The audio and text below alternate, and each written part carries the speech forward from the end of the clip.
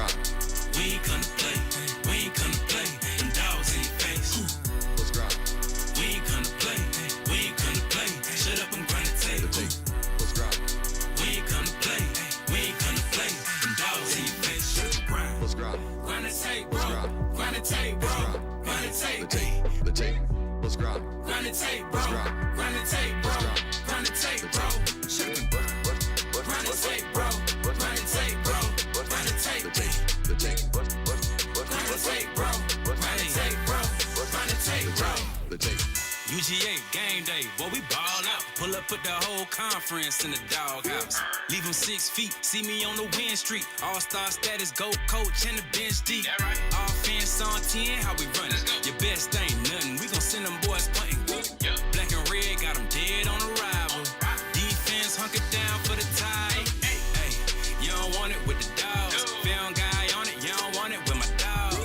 Break it down, play by play, that's the day-to-day. They know we ain't come to play, boy, it's UGA. Kirby smart, I cannot play the fool. Back to back, we did not come to lose. Back to back, like we got something to prove. Pay your dues, dog nation on the move. What's up? We do a little bit different around here. We ain't come to play, we ain't come to play. Shut up and grind the tape. The tape. The tape. We ain't come to play, we ain't come to play. Them dogs in your face. Let's drop. We ain't come to play, we ain't come to play. Shut up and grind the tape. Shut up. Let's drop. We ain't come to play, we ain't come to play. Them dogs in your face. Shut up and grind. Let's drop. Grind the tape, bro. Let's drop. Grind the tape, bro. Grind the tape. The tape. The Shut tape. up and grind. Let's drop. Grind the tape, bro. Let's drop. Grind the tape, bro. Let's drop. Grind the tape, bro. Shut up and grind. Grind the tape, bro. Grind the tape, bro. Grind the tape. Shut up and grind. Grind the tape, bro. Grind the tape, bro. Grind the tape, bro. Shut up.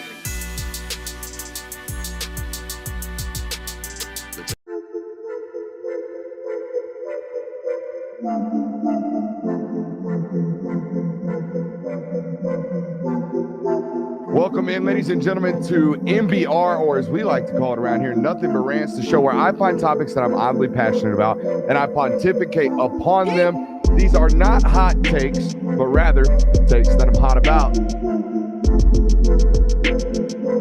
What's up? You really like that?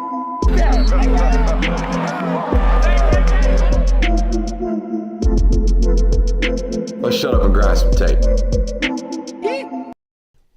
What is up, ladies and gentlemen? Welcome in to the Film Guide Network on a fabulous Monday evening. Glad to be back with you guys tonight for what is set to be an absolutely loaded show. I want to start today's show with the topic of discussion previous to the show starting live, and I want to put this up for the chat to decide.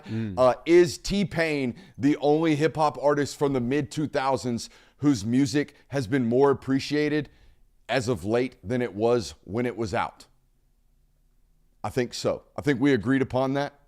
Yeah, I tried to think of ones that I couldn't come off the top of my head. Now, surely Chad or someone will Surely probably Chad will comment, give us something. Chat, that's the challenge. Shout out to 47,000 of you suckers, by the way. Oh my God, 47,000 of you. I thought about this. We just passed over it, by the way. Very nice. Claps to us, claps to us, claps to us. I thought about creating a visual gag for 100,000, like a visual shtick. Like maybe marbles. Marbles too many. Too many. It's a lot. To me, that's a lot of marbles. Maybe something. Balloons. But we could like put it somewhere in the studio. Balloons all over the studio. And literally just like drop a little bean in there every time. Every time it happens. Maybe we just do a bean for every 1,000 or something, or like a Skittle for every 1,000. I don't know. We need a physical thing. What? You can't eat the Skittles if we do that. No, I can't. But I'm, special diet can't be on them. Bad anyways. news, guys. Just lost another 1,000. But anyways, I want to think about that. We're kicking around idea. I want a visual like volume bar of we're about to reach a goal. You know what I mean? I want the audience to see that as well. Welcome in. We got a great one for you. I got a week's worth of takes and ADD thoughts to throw at you guys tonight. Thomas Castellanos out here talking mad crazy. My God. Out here talking reckless so much where it was like, these ain't real, are they?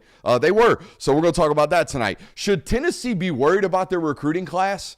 I don't know, but we're going to talk about it tonight. I think we're venturing into the be worried territory because it is almost July. College football playoff format being just piled up and thrown out thanks to the SEC winning a pivotal debate that I think we on this channel have won on behalf of the SEC as well, or at least gone to bat for it. Speaking of going to bat, we're going to talk about that other conference. The Big Ten win totals coming tonight as well. We're going to give you 3 locks, 3 stayaways, and 3 coin flips on those Big Ten, win totals out there in Vegas. But I'm going to start tonight, non-ironically, with my Elite 11 takeaways. Now, we did 2 shows out there in LA. It would have been multiple shows had the Wi-Fi not been absolute dog poo-poo. All right, so I would have uploaded more and more, but we're going to bring you our final thoughts tonight on the show. And here's how I thought we should do this, okay? Instead of Brooks just gallivanting on for 15 minutes about his takes from the week, I thought we'd create a new segment called Elevator Evals. All right, so here's how this is going to go.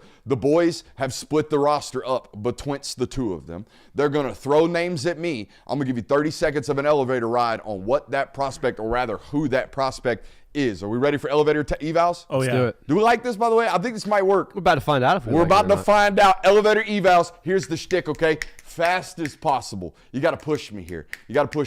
All right, here we go.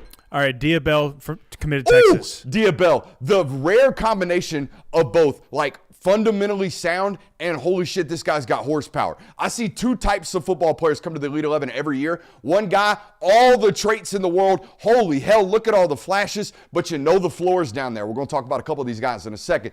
Diabell, the rare combination. Dude's got juice. Dude's clean as a whistle. Like, very clearly has been professionally trained very early on. Obviously, dad is Raja Bell, former NFL or NBA veteran. Made the decision early on, I'm going to be an NFL guy. They have poured resources in it, and you can see it in Diabell. My number 1 coming away from the Elite 11. Florida Gators commit Will Griffin. Ooh, a little bit of a surprise, okay? From the ear, throws like a catcher, all right? I don't know if I necessarily love it from like 25 out. You can see it kind of strain, ball kind of wobble on him. However, very quick, very efficient, very accurate. When on the first live show, or the first show from LA that we did, we talked about those random golfers that you'll play with every once in a while where you're like, golly, that swing is awful. He beat your ass, 85 up and down the damn course all day long because he knows his swing. Will Griffin knows his swing. It ain't the prettiest, though. Bo Bentley. Oh, man, talk about a swing that's pretty. The back end of it, don't necessarily like this. A little bit of a dipper on Bo Bentley. Now, what is news to me on the Bo Bentley thing, you learn more and more when you go out and see this. This guy didn't play a lot of quarterback first 2 years of high school, was sitting the pine. But instead of just sitting waiting his turn, you know what he did? Return punts, return kicks. Got tape from his sophomore year of him housing punt returns. Okay, this kind of athlete this guy is. Georgia's comparison for him during the recruiting process was Baker Mayfield. I like it. A lot of those competitive intangible traits as well. I do think we're a little bit lengthy, though. Got to tighten it up. Houston commit Keyshawn Henderson. Holy shit. You talking about high-end traits. My God. All right, now, I understand it. I didn't get it when I went, like, going out there. I was like, I'm excited to see this guy throw because he's rated in that top 5, okay? Rated in that top 1, top 10, top 2 quarterback overall. Didn't necessarily understand it based off the tape. When you see this in person, you'll get it. That ball has different life. Now, what I will tell you, and I'll get kind of side-angled on you here, guys.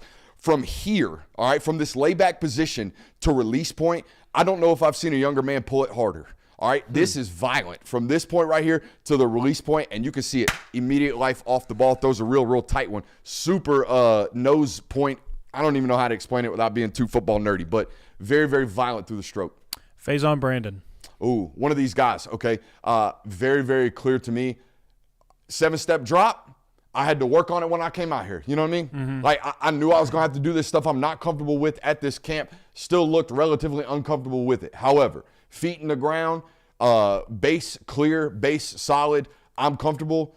Few better arms in this class than that one right there. Probably the strongest, most horsepower eval on this list for me. Great, great prospect. I think he fits perfectly for what Tennessee does. Penn State commit Troy Hun. Ooh, Troy Hune, my man from Southern California. I think it's a San Diego guy. You talk about chicken and rice. Okay, this a high floor eval on my man Troy Hune, okay? 6'3", maybe 6'4", borderline. Okay, right on there, 6'4", 225. Ain't the greatest athlete in the world, doesn't have the biggest arm in the world, but consistently a guy. You know what I mean? Just flat, good line, know what he's going to be. Don't expect too many highs, don't expect too many lows. Good high floor on that football player. Sounds like a Penn State quarterback. Sounds like a Penn State football player. He's not going to make the mistakes that Drew Aller does, but he's not going to wow NFL prospects like Drew Aller does. Travis Burgess, in UNC commit. Man. You talking about high ceiling on this kid. This kid, now I'm privy to this one because he's right down the road, Grace, about 45 minutes from the studio, and a teammate of mine from college, 2 of them coach him. So I got a different little insight on this one. I've seen him since he was a freshman at Grayson, and he was already like 6'4". He's 6'5", 220 right about now, and moves like a gazelle. So really, really great athlete. Not good athlete, great athlete. Now, the thing about Travis, we talked about throwing motions. This one has constantly improved and constantly tightened up throughout his career as his performances have as well, okay? Rough and rocky start last year to the start of his first year starting as a high school quarterback through those first 4 games. Last 9, lights out, including a state championship. Was the best player, I felt like, on that state championship field in 6A, 7A. Matt Ponatoski. Oh, my man Ponatoski. This was committed to Boise State, correct? He is currently uncommitted. Currently uncommitted. Lil Tozy is my man Ponatoski, okay? And what do I mean by that? We got one ready, right? Yeah. Okay. We're going to tease you here. Okay, we got one ready. All right, Lil Tozy on the delivery. When he takes this drop, he's all up here, and I can't quite figure it out. I talked to a couple trainers about it. It's not good because when we come set, eventually we have to pull our body this way, right? I mean, even when we take our drop and we're super toesy, we're not on our insteps, all right? We're not in the ground, all right? We're on our toes. We want to be in the ground. It would be almost like trying to swing a golf club standing on your tippy toes. Not ideal. However, relatively accurate football player. I think right in that mid-major range, probably not a P5 guy, in my opinion, or a P4 guy, but good football player. Texas A&M commit Helaman Kasuga. Just right, 6'1", 210, accurate, flatline for me. Just a flatline eval, flatline performance. Okay, no lows, no highs. But the difference between him and Troy Hune, Troy Hune's 6'4". You know what I mean? I do like his tape from a competitive standpoint. Okay, plays the game the right way. In them shorts and t-shirts, things probably not going to flash on you. Yeah, you know what I mean? Very similar email to Bo Bentley. Very similar eval. Clemson commit Tate Reynolds. Oh, you talking about a Clemson eval. You watch that first 4 clips, and you're like, God dang, this dude competes his balls off. Not all that gifted, not all that gifted of a football thrower of the football, but rocked up, super tight delivery because he's rocked up, probably 225 pounds right now for 6'5" athlete. And he going to run over you. He ain't going to run around you. He going to run over you. My favorite name of the competition, Briggs Cherry. Hold on. I want to go back to my man Tate. You know what I told an Elite 11 coach? I said his tape reads like, I love Jesus. You watch his tape and you're like, that kid loves Jesus and ball. That's what it is. Clemson, all over it. Tim Tebow? Yeah. Not as dippy. Well, he's overrated, right? Just really tight. I didn't say that. So you're calling him overrated? Really tight from the top of the shoulder collar. Not from the ear, just like from there. Interesting. Yeah, Louisville commit Briggs Cherry. If Briggs had just like a schmizzen of athleticism, he'd be a problem. Well, he's going to the QB Whisperer. But that's true. But I don't know if the Whisperer can, hey, we need to get better in the athleticism department. I don't know if he whispers athleticism into his football players, okay? But from a pure passer standpoint, Briggs Cherry made my Elite 11. You're going to find out because great pure passer. Great pure passer. Just a very limited athlete.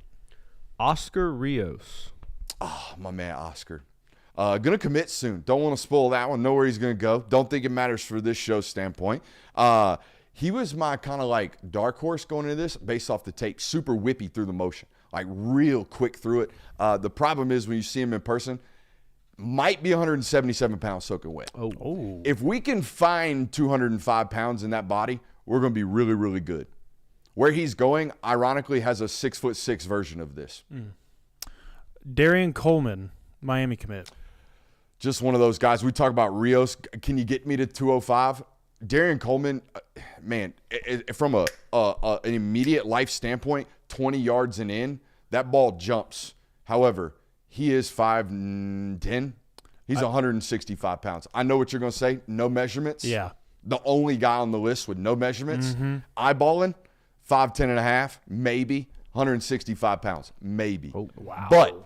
But legit burner. Legit 4'5" flat guy. Maybe in college, 4'8" guy. But, dude, going to have to play at 190 pounds. You're just going to have to find a way to do it. I don't know if the frame will hold it. Like chat saying Bryce Young. I feel like Bryce Young's bigger. I feel like, wasn't Bryce Young almost 200 pounds at the combine? Near it. But it was a lot of water weight. Probably played at 190. That's a lot thicker than 165. A lot. Okay. And you can see, and by the way, Bryce Young's ball did not flail on him 20 yards out. This one does. When you see it in person, you don't have the muscle mass that you need shows up when you watch it. 204 pounds for Bryce Young. Water weight played at 195. Yeah. 190. At 5'10". Yeah. Iowa State commit Jet Thomaya. Oh, Jet Tomala actually flipped to Alabama. So that's just the old Elite 11 roster. This is the Alabama commit, okay?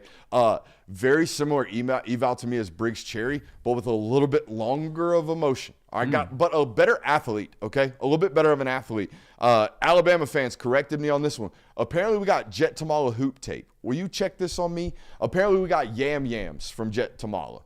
Like 2 feet off, 2 feet, yeah. One of those, okay? Like I got legit bunnies. Landon Duckworth. Sorry, I didn't know you were done or not. No, that one. Oh, yeah. I'm done. Landon Duckworth. Speaking of bunnies, I think that's what Jonathan's brain just did for him. One of these high-ceiling football players. The thing about Faison to me, about Landon to me that's going to get real scary is that he's showing signs of consistency, which I think was the one thing missing from him. The highs are great. Like when you watch Landon Duckworth's ceiling, it's like, oh my God, who's going to touch this football player? But the lows are some of the lows of the lows when it comes to these high-level football players. That floor is getting brought up ever so slightly from Landon Duckworth. What do we got on the hoop tape? Did we find it? I'm watching a fast break right now. Oh, yeah. He one of them? Yeah, he Riley got some Leonard? hops to him. Riley Leonard? I wouldn't put it at that caliber, but I've only seen one dunk. Okay. Still checking it out. That's just a steal All right, right there. but we have a dunk on the highlight tape. We have a dunk. So we are not a statuesque quarterback if we have a dunk. That's all it takes. Who's next? Duke commit Terry Walker. Yeah, it's a kid that, every once in a while you watch the junior tape and then you see him in person, and this was one of those kids. There's one or two of these every year where I have to walk up to the kid and say, how much have you been working? Because you look totally different than your junior tape. This was one of those ones. If you watch this junior tape, it's below the shoulder column. It's like that. He's like pushing the ball, almost not even Phillip Rivers. Phillip's like from the shoulder this way. This one's almost like looping underneath like that. It's very, very weird. You watch him in person, it's cleaned it all up. I think this is an ascending football player from Duke. Arizona State Duke. commit Jake Fett. Yeah, didn't have a great week. But I do love the tape, and I love what Arizona State is doing. So I saw Arizona State on the eval. I see 6'2", 200 pounds. I see Texas high school football, okay? And I'm like, oh, you went out of your way to go to Texas, and I would imagine beat out some dudes to pull out a 4-star out of the state of Texas to come to Arizona State. Immediately I was like, I'm about to watch a baller. Like no matter what, on the tape at least. The in-person stuff, the ball was shaky all week, and I'll get to that in a second. But the tape, like real competitive juices off the tape, and he carries himself like one of those guys, okay? I think he's going to fit in well with what they do at Arizona State. I do think there is some guys who are very comfortable throwing Nike footballs and some guys who ain't picked one up, and that was one of those. That ball was shaky all week long, okay, just in terms of wobbly. And, again, football nerdiness, I'm talking real ball here. If you've not thrown a Nike ball, you don't know what I'm talking about. They're tough to throw if you've never thrown them before. USC commit Jonas Williams. Yeah, tape be lying. One of them ones, okay? Tape be lying. That tape was, whew.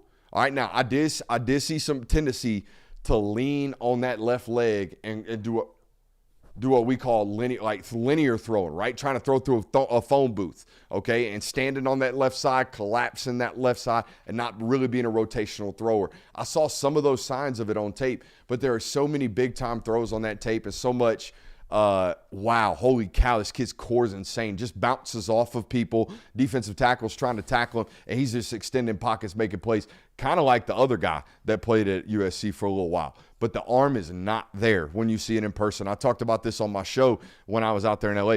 Ball's got a little bit of a secondary life to it. It almost like does one of those. It's very, very interesting. I'm not going to say weird, interesting. But I will say this. Lincoln must know something. Lincoln must know something that he thinks he can change because the horsepower is there. The amount of velo is 100% there. We just got to change some things mechanically. So, yeah, you'll notice that in my rankings. And last one, Washington commit Derek Zammit. Yeah, how about my man Zammit? How about my man Zammit from New Jersey going out to Washington? That's an interesting pool. Right? Very interesting. Must be a big, who my man out there? Who's the head coach? Fish? Must be a big Jed Fish fan. Now, Jed Fish does have a propensity to find some cues, all right? Or at least he found Fafita. Found my man Fafita. But I think that's more of finding and landing Tateo McMillan and Fafita come with, that kind of thing. But turn Fafita into a really, really good college quarterback. And you saw the deterioration of that this year down there at Arizona. But an interesting football player from the transition standpoint. But the other thing, I talked about it on our show, highest spin rates of any quarterback there by a wide margin. And I figured out why. Do I have a football? Super cupper. He's a cupper of the football. When he cuts it through his motion, his wrist is cocked like this. All right, so there's an extra rotation to him when he's cutting through the football. So it spins at a higher rate. Now, not as great as some of these other guys 30 and beyond, but that 25 and in, that ball tight and jumps. The reason that spin rate's important, I talked about it on my show from LA. When our spin rates are high, we cut through the air at a higher rate, meaning wind doesn't affect us as much, weather doesn't affect us as much. Those things are important. Yeah, but dude does look like he's throwing, we used to call them football curveballs to protect your elbow in baseball. We didn't want you getting on that edge and really pulling that shade. We kind of just wanted you to do one of those and protected your elbow when you were younger. Get like a 12-6 angle. It's kind of how it's weird, but it creates higher spin rates. I couldn't do it. It looked weird. But anyways. All right, you want my Elite 11? Let's hear it. Number 1, Dia Bell. Number 2, Keyshawn Henderson. I feel like there was a clear those two all 3 days. It was like, all right. But even from like jump, I'm like, oh my God, this Dia Bell dude. Holy hell. Then Faison Brandon, Landon Duckworth, Bo Bentley. I feel like that's another group of real high ceiling players, but they had some floor moments. Bryson Beaver, real surprise to me. This was the Boise State commit. I think he decommitted. I think in Oregon, because Ryder Lyons might be going to BYU, which I got some stuff on that here in a second. Number 7, Travis Burgess, we talked about. Number 8, Briggs Cherry. Hey, how about a full arm sleeve? Oh. Just new ink, too. Nice. New ink. Briggs Cherry, I already talked. Which is one we was just talking about. Number 9, Helaman Kasuga. All right, my man going to Texas A&M. Number 10, Jet Tamala. Number 11, Zammit. Derek Zammit. So I know that you usually come away with some type of story that you notice, like not during the competition. The Cade Klubnik. Yeah, I listened to the Cade Klubnik thing. You ever watch somebody work and just like, damn, they love what they do? Mm-hmm. Yeah. That stuff inspires. I obviously love what I do. I think you guys love what you do. But man, there's a different kind of seriousness about his work, the way he attacked his work. And I talked about it. I've already tweeted it out. I mean, it's like hey, I got to wake up tomorrow and work a little harder at what I do watching that shit. That was nuts. He's one of those people. When he was out there hitting the dudes in the nuts with the footballs? No, I mean, that's goofing around. But, yeah, that too. That guy was something to watch. Interesting, dude. Yeah. Fun content. 4 million combined followers. He's doing something that we're not doing. Fun content. Okay, so let's start the jealousy right across the top. I enjoy it. The amount of times that man got hit in his testicles. Yeah, that is alarming. I was going to say, I'm one of those followers. Also, very small human. Yeah. Like, no. Yeah, on Instagram, looks small. In person, very small. What, like 5'6"? 5'5". Yeah. 5'4". Very small man. But, yeah, super athlete. Like, got good movement patterns.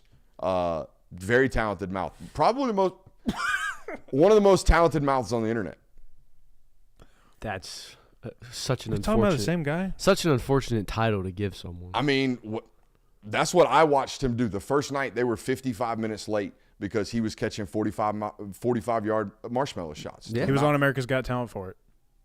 He's got one of America's most talented mouths. Yeah. I didn't think I was stepping over boundaries. So says Simon Cowell. Unfortunate title. Who are we talking about? Marshmallow mouth guy. Thomas Castellanos talking hammered. Bro. By the way, make sure you like and subscribe tonight. We're on fire. Thomas Castellanos hammered drunk.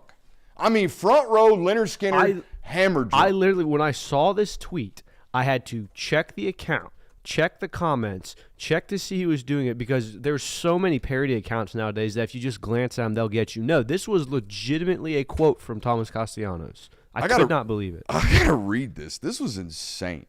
I think he got quoted for the Alabama quote, and that one hit the timeline like crack, okay? But this one about the ACC, it's one paragraph quote, okay, that he feeds to Pete Nakos, who we'll talk about in a second. Quote, I'm excited, man. People, I don't know if they know, but if you go back and watch every first game that I've played in, we always start fast. I dreamed of moments like this. I dreamed of playing against Alabama. They don't have Nick Saban to save them. I just don't see them stopping me. And then the ACC. I feel like I tore the ACC up by my damn self for the last 2 years. And now I'm with a squad. I hope people don't think that Florida State is going to be the same team it was last year, because we got weapons. People can't just sit back in zone coverage and watch me. Would you like to hear one of Thomas Castellanos' first game logs? How many lies are in this, by the way? Oh, the first game we start fast is a flat out lie. I'll read first you the game we line. start out fast. What we got? We got 138 passing yards for 2 touchdowns Cook. and 1 interception, with 9 rushing attempts for 67 yards and a touchdown. Would you like to know the results of this game? Hell. An overtime loss to Northern Illinois. Hell yeah. And then the next year they played at Florida State. And Hold on, though. Did he have a good first drive, though? He might have started fast. Well, he completed 46% of his passes that game. Might have started fast, 138, finished ass. What you got for me? Then they played Florida State the next year. They obviously won that game. 106 passing yards, 2 touchdowns, and 14 attempts for legs. Yeah. And he so he had a good game against Florida State last year. What is without a squad? Also, not to do the Florida State. Watch out. All the weapons retreads didn't work out at a high rate elsewhere. Deuce Robinson, Squirrel White. There's a couple more additions that they brought out of the portal from other big-time programs that didn't really pan out at those big-time programs at a high rate. It's just funny to me considering what his situation was last year, what Florida State's situation was last year, and we're going to call out Alabama, one of the most prestigious brands in college football, saying like they don't want to mess with us this year. So we've obviously go ahead. I'll just say, what is the ulterior motive of that? Why would you say something like that?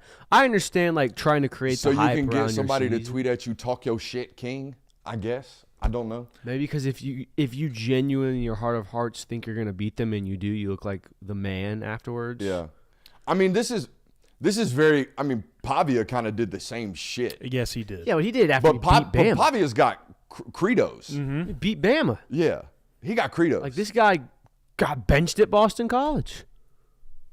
Yes, for turnover prone problems. And now he's saying he's gonna beat Bama too. So we've all done these interviews before, right? Yes. Some of them live, some of them on camera, a lot of them on voice memo. But either way, we're hunting quotes. Yeah. That's what we're doing. And I hope it was on video. I wish they had it like historically documented, because I could just imagine the look on Pete Nakos' face when Buddy starts shit talking Bama.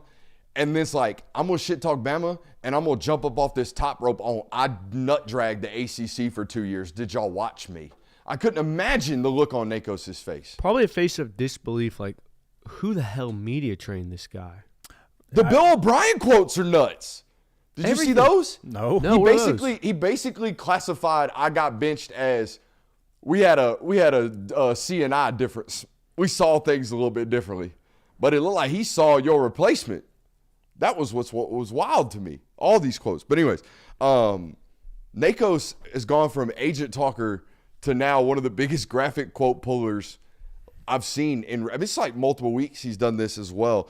Brody is versatile. This would be like if Shams all of a sudden turned into Taylor Rooks. You know what I mean? Like Shams breaking all the news on contracts and then all of a sudden sits down with a superstar and just has him talking crazy.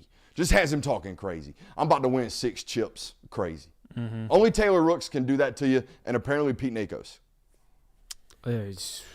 I hope it goes well for him. I would imagine that we don't get much more of Thomas Castellanos in front of a mic. Yeah, probably going to be a minute before the FSU media gets him as well, I would imagine. What an insane, bro. Crazy. Should Tennessee be worried? I think so. I even asked some Tennessee people that I know of, hey, is this normal? Is this like normal? Are y'all slow builders? Like, is it normal for Tennessee to have 9 commits in the late parts of June? And I got a quick answer of no. Like, typically, they said that this time when they had Nico committed into their class, they pretty much had the class wrapped up at this point in the year, which they have Faison Brandon committed. He's been committed for almost over a year at this point. So I think it is because there's only 4 SEC programs right now that have less commits than Tennessee does right now. I mean, everybody else seems to be rolling, picking up momentum, and Tennessee has 2 commits in the month of June right now. So I want to caveat this entire conversation, Tennessee fans, by saying this. They just had one of the biggest OV weekends to finish off OV weekends that any SEC school has had, including a second visit. I believe the only school that Savion Hyder visited twice, an unofficial visit before his OV started, and then he came back for the OV this past weekend. Yeah. So that's a massive one. I don't know who leads there, though. Like, there's no indication. And every time someone tries to indicate who's leading, Savion Hyder's like out here on social media calling them full of shit. So I'm not going to be the one getting clipped by Savion Hyder today. But 2 visits in 6 weeks. It's a good sign. It's a great sign. Okay. Another Braden Roos, the linebacker from Kell High School. Yep. 3 important OVs back to back to back for him. I believe it was Texas, Alabama, and then finished off with Tennessee. Having interviewed that kid, having known his family for a while, it seems to me like Tennessee's in the lead there. So that's a 4-star high-ranked kid. I think he's a top 150 kid. Yeah, he is. In the consensus ranking. So there's momentum there. Another Georgia kid, if I had to tell you right now where's Brandon Anderson, the North Cobb offensive lineman, going, probably going to end up back with Tennessee where he was committed. Pulled back off that commitment because he wanted to take some OVs. Who doesn't want free trips and great food? Sure. I'm with you. Go take the visits. So I think there's light at the end of the tunnel. However, this is a program that, based off talking to the rest of the conference and knowing how other people view them and how other people look at Tennessee, Tennessee is known for a program that normally scouts ahead. Mm-hmm. They normally start their process way earlier. Okay? A sign of this in this class, they locked up Faison Brandon before any other school locked in their quarterback. That's normally how they operate. So looking up in June, almost July, and you only have 9 commits, that is like, hey, whoa, right? I'm with you. However, when you talk to Tennessee people, I text before the show, because before I come to this, I want to not give you the opportunity to tell me what you think, but just tell you what I'm going to talk about, and you give me your side. I just laid out mine. Here's how they view it, right? Tennessee thinks that there's a lot of changes left to be in this class. Tennessee seems to me to be banking more on these rules finna change some shit this class and banking on that. They think there are bigger moves to be had. Yeah, and I was trying to compare it to what does this measure up with for Josh Heupel for previous classes. Look, they're obviously not going to finish inside the top 5 or top 7. I don't think they ever have, though. The baseline for it's been a top 15 class with 1 5-star recruit and about 20 to 25 commits. And if you look at it, they already have 2 5-star commits in this class. They're about halfway to that 20 to 25 number. So the reality is it's really a quantity issue right now. It's not the quality of commits are going down. They're not losing these battles that they're consistently getting in. So, yes, it is alarming, but we've seen within weeks teams go from, hey, they only have X number of commits, so they just rattle them off. I will say this. I overheard about 7 of those quarterbacks. They're all hanging around talking shit at the end of the event or towards the end. There's a lot of lingering time in the last couple of days. And I overheard a conversation about one quarterback saying that another school is broke. You're losing commits because you're broke. And then the other 5 quarterbacks in the little schmidgen, a little powwow, started roasting Buddy. You're an idiot. We all have the same amount of money now. There's a cap. You're an idiot. All right, over and over and over again, roasting this kid.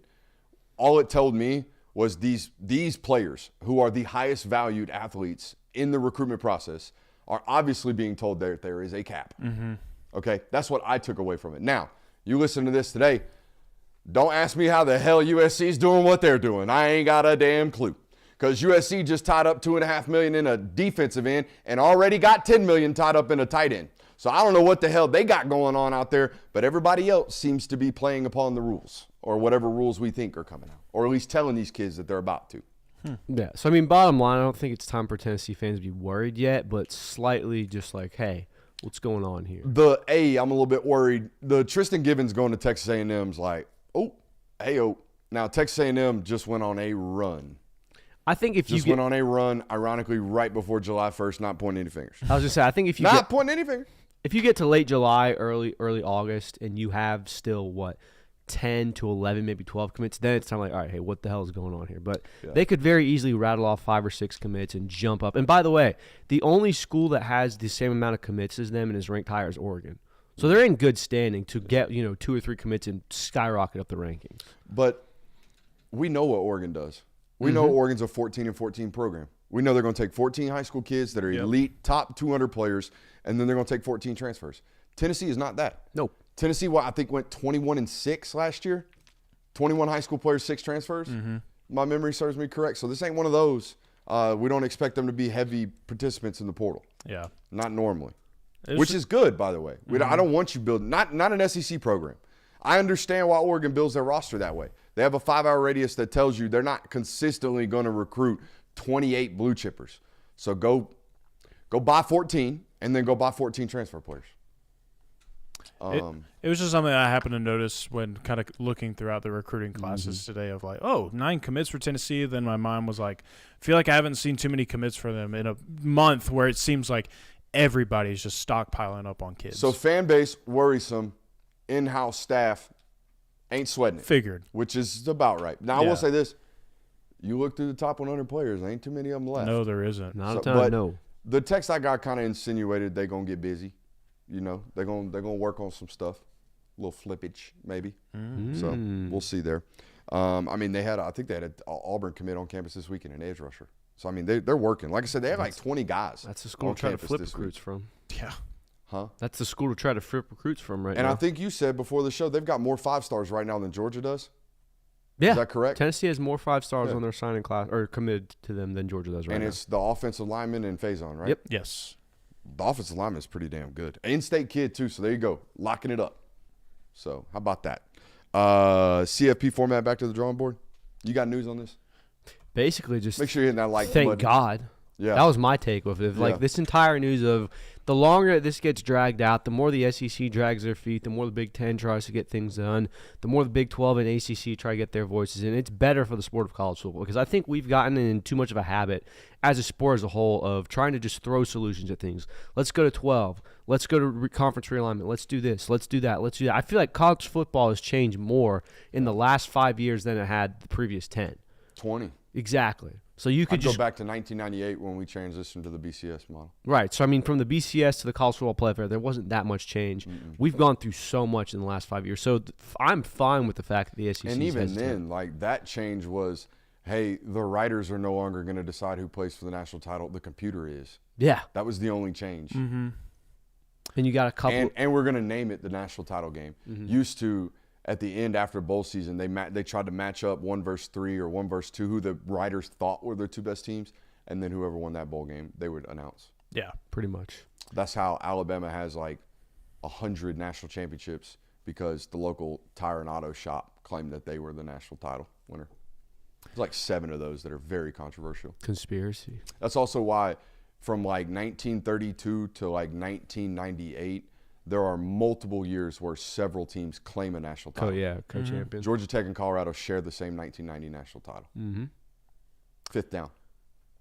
I think the biggest part of the news with this is one, the SEC probably isn't going to 9 conference games. Got a big after dub. all. Yeah, Got it's a a big big dub. dub. It seemed like that they were going to be peer pressured into this, but now they're reconfiguring strength of schedule. It's because of us. It's because of us. It's because we picked up our shield, our SEC shield, and we told those Big Ten Northerners who don't know ball that this SEC schedule plenty tough. And guess what? It is decided. Plenty tough. We are not being the Well, bias and I think allegations. No, we're not. But I wasn't, look, here's the deal about me.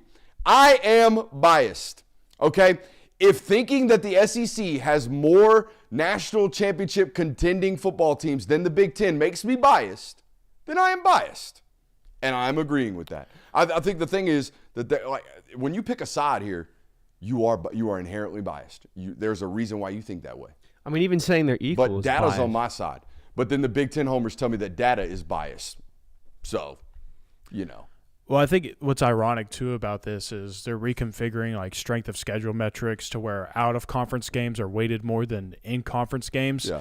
And the SEC is like that. We're more than happy to do that when the entire talking point of Big Ten and other conferences is, oh, the SEC just plays all these cupcake games out of conference. They're not playing any legit opponents yet. Like we said, they actually do play out-of-conference opponents regularly every single year. Most of them have annual out-of-conference opponents. So this dispute means two things. One, no decision on what the new playoff format is going to look like 2026 through 2031 until next year. But I think we all on this show agreed that they were going to wait out the memorandum of superiority before they made any type of decision. Correct. Okay, that's what we call it around here on this show. If you didn't know, if you're brand new to this network, the other conferences, the ACC, the Big 12, Notre Dame, and the non-Power 4 all agreed that the SEC and the Big 10 get to decide whatever the hell they want to do with college football starting in 2026. I know that sounds like it's unbelievable, but it is the truth. It's in writing. They have signed away all power to the Big 10 and the SEC. That's the thing that I know in 2026 what we're going to.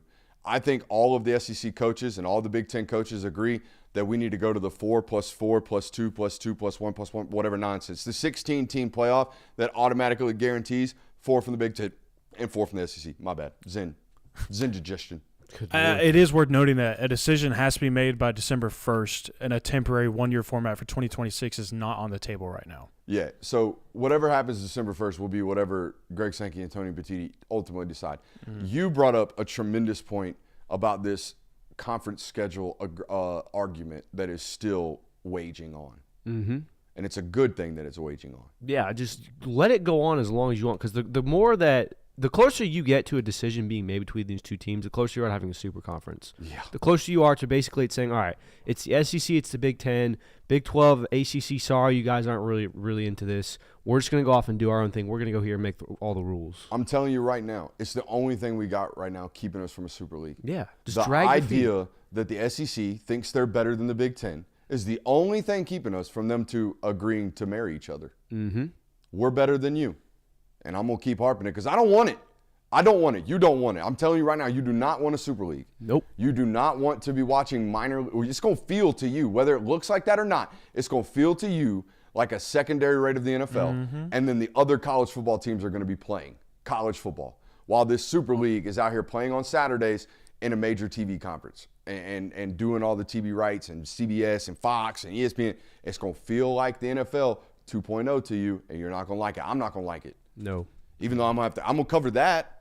I ain't going to be covering Coastal. No offense, Coastal. No offense, Eastern Carolina. No offense, Wake Forest. I'm not covering you if y'all get disappeared from the Super League, because I don't think everyone here is either a Georgia fan or a Power 4 conference member that's like cares about football. All right, that's why you're here. There's a Wake Forest fan popping up in today with one R. I'll holler at you. But otherwise, miss me. Yeah, that would indeed suck. It would suck. I wouldn't like it. That being said, let's talk about these Big 10 win totals. Bring it on, baby. This was difficult, if you ask it was. me. It was not very easy. I feel like I had a little App bit State fan here from the DGD podcast. Point proven. Hey, big App State fan here. I ain't going to lie to you. Big App State fan. Big D2 football fan. I love smaller caliber football. But I go where the dollars are. Sorry. It's the business model. I think there was one team on this list for Big Ten win totals that I immediately looked at and I was like, that's definitely a lock. Hammerlock? Yeah. Who is it? Oregon. Yeah, Oregon should consensus win. Lock? Oregon a consensus lock. At 10.5, you better win 11 games. So they got Penn State on the schedule at Penn State. Every other game on that schedule, apart from maybe USC at home at the end of the year, they're going to be favored by more than a touchdown. Exactly. Yes. Maybe 10 points. And by the way, if you beat Penn State, you've got your mulligan game set up as well. You don't have to go undefeated in this schedule, this win totals. If it was 11.5, I'd be hesitant to take it. Yes. But it's 10.5. You get your mulligan in this game. And honestly, I would feel confident about them beating. I was about to say, I gotta feel uncomfortable about facing James Franklin in a big game. But then again, I got Dan Lanning on my sideline, so he might go for it on fourth down 15 times. One of those guys is gonna get an ugly finger pointed at them at the end of that football game. Very much. You can't win big one. You're the reason we lost. Yeah.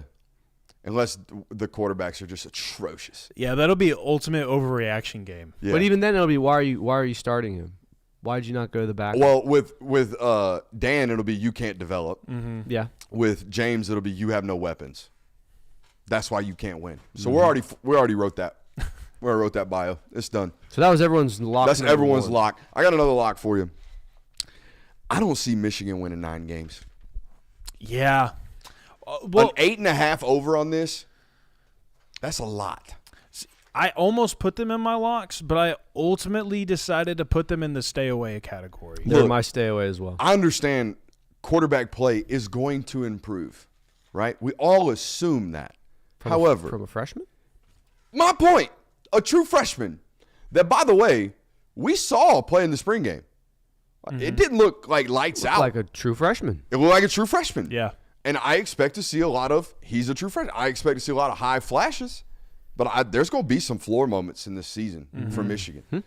To just guarantee, you got to win 9 games for me to cash this bet? Hell no. Lock under. And on top of that, 8-4 is a great season, by the way. yeah. I think that would What be they did last year. And they don't. Do they have a better roster on paper than USC right now? Probably not. No. Who's like the 4th best team in the Big Ten? Is Michigan the 5th or 6th best team on paper in the Big Ten? And I know on paper don't mean shit, especially with that football program. They play a different brand of football. It's tough. It's good execution. They've limited the line of scrimmage. They're like 5th or 6th in that league, They're about the 5th, yeah. which means they're very sneakable by the middle of that league. Oh, sure, yeah.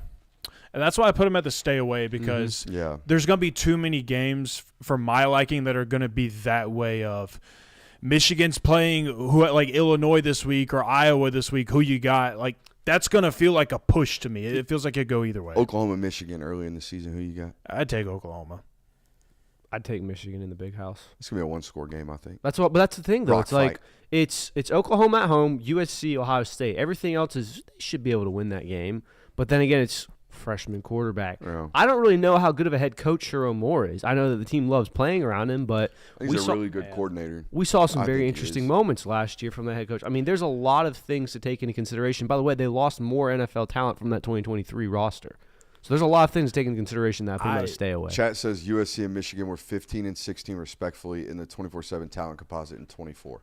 They're about on par with one another. I think USC made far more additions though this offseason via the portal. I would say so. Going back to the quick conversation about Michigan, Oklahoma, though, I like Brent Venables versus Bryce Underwood way more in that Brett? matchup. Yeah, Brett. Oh, that's gonna hurt. Yeah, That's gonna be a long I like day at him. the office. I like him in that matchup way more. That's a good point. Who are your other locks?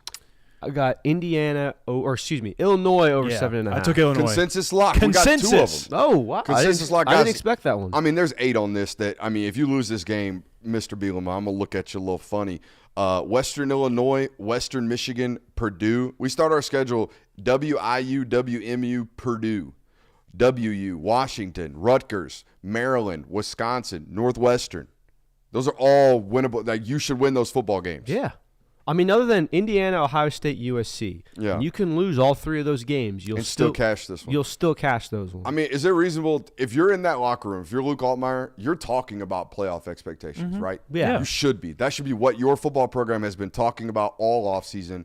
We're going to go compete for a national title. And I mean, by the way, your school has been circled as this is the spoiler team of 2025. They're going to beat a playoff team somewhere along the way. So schedule very, very manageable. All right, into the stay away categories. I got one more lock. You got one more I got lock? one more too. You got one more lock? Yeah. The finding a third lock for me was not easy. Same. I ended up falling with Washington. I think Washington has somewhat of a favorable schedule for them, but I think if you're taking the 7.5 for Washington this year, your tummy gonna be feeling like you could crap through a screen door all year. Like it's gonna be that type of battle. All right, my third lock, Maryland over It's going to 4. feel like second day of keto. Ooh, yes. Yes. Maryland over 4.5. This is my least favorite one, but let's do it. FAU, NIU, Towson. That should be 3 wins. We need 2 more there. So we got Wisconsin. That's been a train wreck lately. UCLA, God knows what they're going to be this year with Nico Iamaleava. Rutgers, they're always kind of bad. Michigan State, maybe. Like, there's got to be 2 wins somewhere in this schedule. That's why I took the over. Luke Fickell, the rare football coach who got an extension while also coaching for his job. Yeah. You know? Yes. Like, if he turns in 5 and 7, Maybe. Well, I feel like that's maybe. Is that the new norm in college football? Because if your coaches are obviously on the hot seat there and they're not at least getting extensions, recruiting's going down the toilet. Facts. So I mean, if you're not signed through 2030 at this point, your ops are telling your recruits he might not be there by the time you're gone. yeah, he's gonna get fired. He's gonna retire. Yeah. Stayaways. Okay. I'm staying away from Penn State because I ranked them number 1 preseason, but I'm not sweating out James Franklin. No, I'm not doing it. That's literally what it's like. You know what's crazy to me though? On that coaching tour I took, I tweeted about this. On that coaching tour I took, the guy, like, I expected people to talk about what Kirby does. Yeah. I expected people to talk about what Glenn does. I expected people to talk about how Dan Lanning does things. Like, people are stealing from coaches all the time. It's like the theft or theft of coaching ideas is the number one way to increase your bag, if you will, as a football coach. The amount of people that steal from James Franklin, to me, blew my mind. I do this way because this is the way James taught me, or this is the way James taught so-and-so, or this is the way Franklin does it, and we liked it, so we do it this way. It was crazy to me. Very, very well respected in the coaching community. Go win a big game. Yeah, I mean, the reality of it is this is the best team that James Franklin's had on paper. But do you expect him to go 1-1 versus Ohio State and Oregon and not screw up another regular season game that year? No. And that's why I'm Stay staying. away. That's why I'm That's staying why away. I put him as a coin toss. Like I'm fine with just putting a coin toss on that one of like, yeah, they could go 10-2, or maybe they could even go 11-1. I could see both ways, or they go 9-3 and they fall apart. I'm staying away from Ohio State. That line is 10.5. Yeah, I didn't even So I have to win 11 games, and there's Texas, Oregon, and Michigan on the schedule. With a brand new starting quarterback who they haven't decided on yet. Texas, Penn State, Michigan. Tough. I got tweeted out kind of calling into question the Brian Hartline OC experiment, round 1. Ohio State fans seem to have viewed that a whole lot different than the rest of the world did. How they view it? Like, he never even had control anyways. Like, this is the first time. Well, I mean, like, that last time didn't count. That wasn't even his team. That's probably the narrative that you got to spin, though. And then it was no one can win with Kyle McCord. He just threw for Fran 40, Brown just led college football in passing yardage. Yeah. So that was kind of nuts. And he had Marvin Harrison. Yeah. Which was kind of nuts. Yeah. Hey, but you know, I'm a better second shot golfer than I'm a first shot golfer. Give the man a mulligan. You know what I mean? I love a good mulligan. But apparently, you know, Ohio State fans said it didn't work, or didn't actually have the OC title. Which if that's the case, this is the first time he's ever called plays, which I'm sure will go off without a hitch. With a brand new quarterback. So those two things alone. Jeremiah Smith can cover a lot of problems, I'm sure, but that. Also, are we the only show to point out the fact that Ryan Day had so much freedom to actually be a CEO of his football program because Brian Kelly was his OC, that not only did he go on and win a national title, but he was such a micromanager and had so much free time to criticize what everybody else was doing and hold them to such a standard. He ran a defensive coordinator out of town. Dude left. Now, he took a pay raise to go to Penn State, but he was like, Jim Knowles was like, I'm up out of here. I'm good. It was very well documented that Ryan Day and Jim Knowles did not see eye to eye last year, that they were bumping heads. Why was he able to do that? Because he wasn't Waffle House carding all 4 quarters, wondering about what the next series was going to be offensively. It only confirms what we've always talked about on this network. If you are a head coach that thinks you can still call plays, I got news for you. Ain't nobody winning national titles doing that. Literally, no one. No one has done it. So keep thinking you could be the guy. Maybe you'll break history. Brian Kelly, Chip Kelly, whatever. It was the Kelly guy. One of the Kellys. The one who didn't kill a kid. Oh, my God. Yeah, I picked Indiana as one of my stayaways because when I envision Fernando Mendoza in Indiana this season, I think they're 8-4. I think that could be an 8-4 football team. I think that it could be 7-5. I don't really picture them winning 9 games, but if we learned anything about Cignetti, he certainly can coach a team above maybe what they're actually rated on paper or how they look on paper. He can exceed expectations, if you will. So I just put him as a stay away because I don't want anything to do with that 8.5. My third stay away, because me and Jay will both had Michigan as that. Iowa at 7.5. And the reason for that, Kirk Ferentz. That's all I have to say. I don't need That's any. it? I don't need any of the reasons, any of the logic, historical data. Kirk Ferentz. Hey, what you know about Mark Gronkowski? Excuse me. Yeah, I pronounced that right. Gronkowski? What you know about Mark Gronkowski? He's probably going to be the next quarterback in the revolving door of complete mid that has been Iowa football for the last 15 years. I don't know, dude. He averaged 2,800 yards as a jackrabbit the last 3 years as a starter. Wow. Very good. That's Cool points to anybody who could tell me whose mascot's the Jackrabbits. South Dakota State. South Dakota State. Ooh, ball knowers. FCS ball knower. Couple ball knowers over here. How And I about only know that because like 2 or 3 years ago Earn they your gave pay rate, boys. They gave a Big Ten team everything they could handle. I think it was Minnesota, maybe. Maybe it was K-State. It was someone like that. Yeah. No, it was South Dakota State or North Dakota State who always gave K-State a sweat. Mm-hmm. Wasn't Yeah. it? Yeah. But yeah, But yeah, that's the Jackrabbits. My man transferred in, and they talking him up. He got NFL draft profiles. They talking him up. 2,900 yards, South Dakota State, though.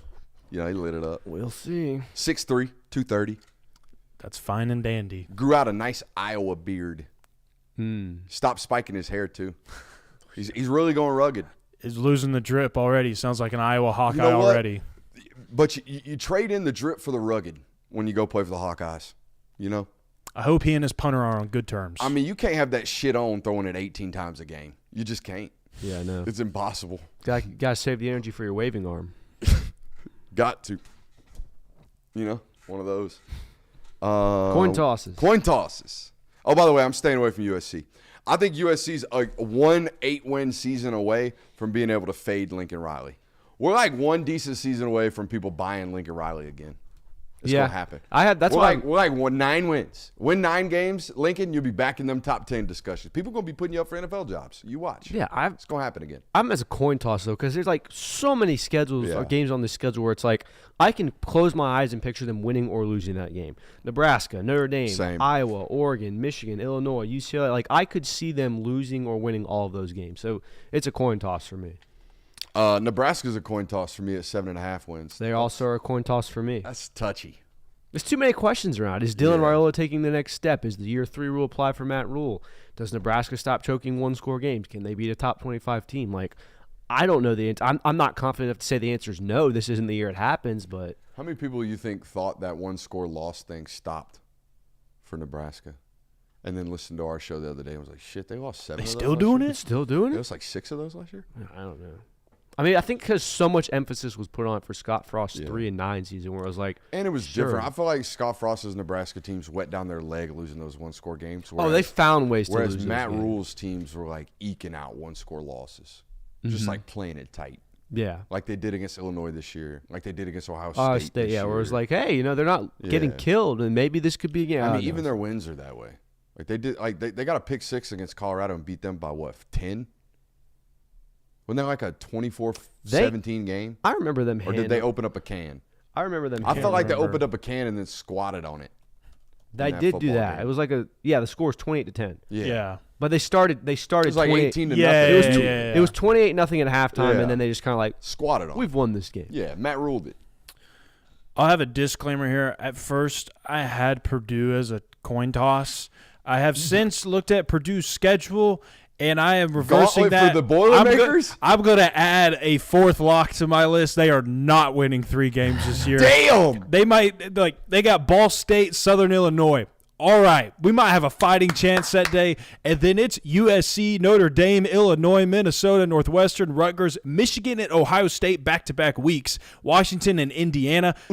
Boy, Purdue, if you thought you sucked, the Big Ten said we're just gonna go waterboard you, baby. Like we're just gonna make the suffering. That is the sacrificial lamb of we need our playoff teams to get a nice easy dub. Shit, I thought Ohio State had the hardest schedule in the Big Ten. It's clearly Purdue. That's My horrible. God. USC, Notre Dame back-to-back weeks, and then you got Michigan and Ohio State back-to-back weeks. Here's a question. If they lose to Northern Illinois or Southern Illinois or whoever, if they lose one of those games, you have to fire that guy immediately, right? He's a first-year head coach, though. It's Barry Odom, right? Yeah. Yes. Barry Odom took that job. They're going to be all right. Be okay. They're not going to be a laughing stock. I don't know, man. You're gonna win your first 2 Am I games. thinking too highly of Barry Odom? I don't think you're thinking He's too pretty highly mid of at him. He's But an 8-win guy in Missouri. He was a 10-win guy at UNLV. He should be Yeah. a 5-win guy at Purdue. You can that get roster's bad, man. That roster is Georgia's JV team. Literally, they got like 7 transfers. I'm aware. They got like 7 transfers. am to Georgia. aware. That's not a joke. That's like, hey, who couldn't play at Georgia? You're a Boilermaker.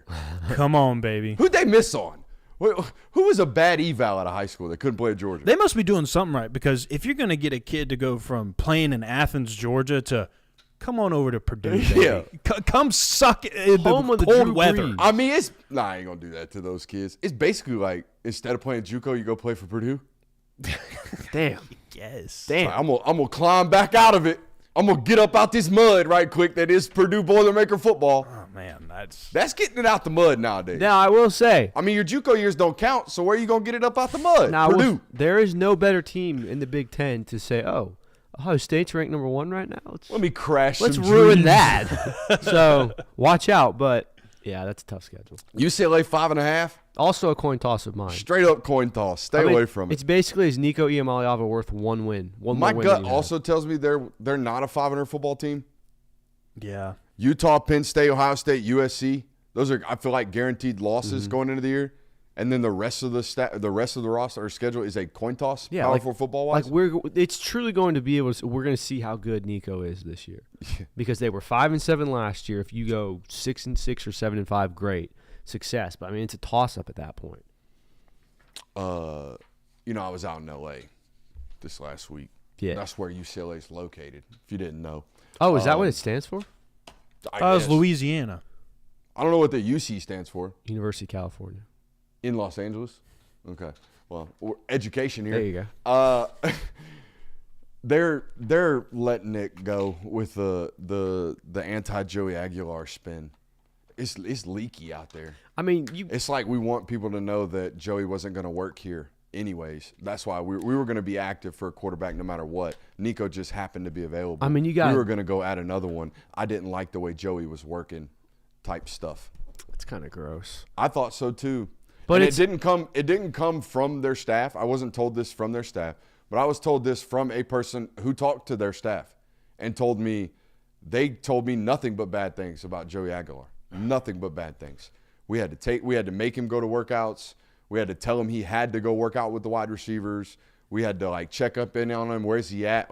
A whole bunch of negative spin coming out of UCLA about Joey Aguilar. What would be worse, though, if you hear UCLA coming out with those things, or UCLA saying, we like Joey Aguilar, but this former 5-star became available, and we're like, we got to give him enough money for him to come here. That's coach speak. That's what should be being talked about. We just thought this was an upgrade. That's why we brought him in. That's what he tells the media, by the way. When Deshaun Foster talks to the media, when their staff talks to the media, that's the way they talk. Behind closed doors, it was like we were gonna hunt competition anyways. We were gonna bring somebody else in because we didn't know for a fact if this was gonna be the guy. Interesting. Sleazy. I don't like it. The tape was good, and we've gone through it. Yeah. We liked it. We think he plays quarterback. There's some limitations. We think it's a promising text message. It's a promising text message, boys. Like that. I mean, it could be bad news, but Now my mood is there is ruined. news on the horizon. That's the news. That doesn't mean it's promising. Something's coming. All right. Well, We'll find out. we'll find out. What are we doing? Transition to the local I hour? believe, yeah. Let's do that. We got a whole another hour coming up, and it's a great one.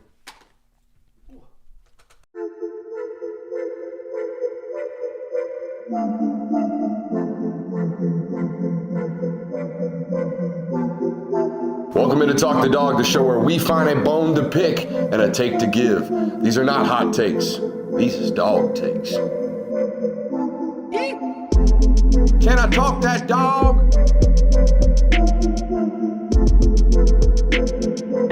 What's up? You really like that?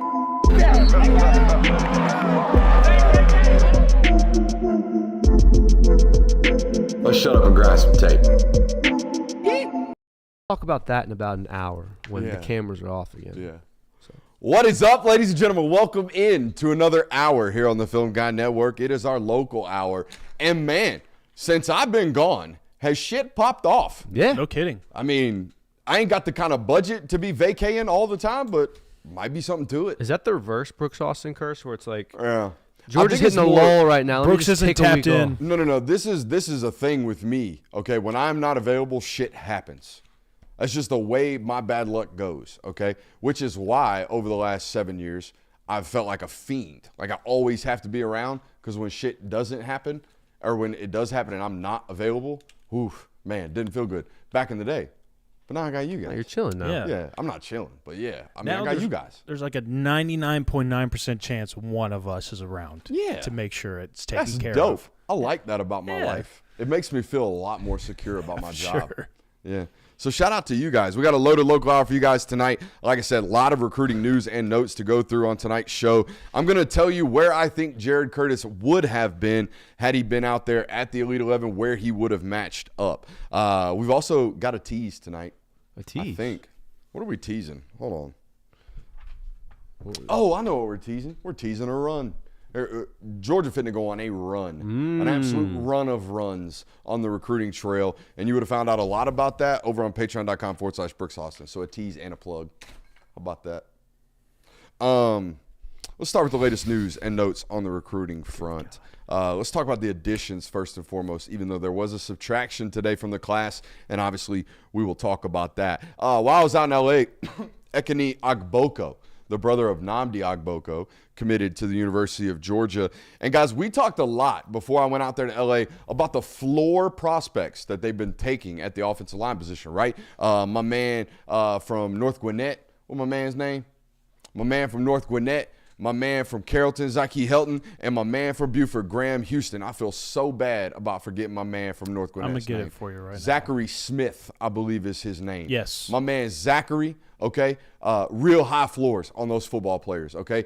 I don't think there's any doubt those three football players are going to be real good, serviceable players, okay? Think Drew Bobo, all right? Think that type of football player. The way I talk about that guy, that's the type of football player I think those three guys are. However, I don't think there is a simulation of those three guys' career where they become first-round draft picks, all right? There is a simulation in one of the simulations, one of the many thousands of Ekene Agboko's career, where that dude turns into a first-round draft pick because he's 6'6", he's 330 pounds, and he's got arms as long as you could imagine, okay? There are NFL traits on that football player that this class was missing, and we talked about it before we went out of town. This is a high-ceiling football player. That being said, a lot of room to grow on this one. We watched the tape last week, and we got a demonstration here that I want to talk about tonight. I can guarantee you for a fact the very first thing I would do with Ekene Agboko when he got on campus is we'd put him on the board, we'd put him under the chute, and we'd fix the feet immediately. We'd fix the hip bend, and we'd fix the ankle bend immediately. This is a hip and waist bender right now that tends to stand straight up. Let's go to the... So you make him watch film on the board? No. I'd take him to the board. What's the board? We'd get right on the board. Will you show us what the board is? Let's get to the board. We have a new board? Yeah. Now, for you football savants, I guess, this is going to be real boring. You're going to be like, no shit, they practice on a board.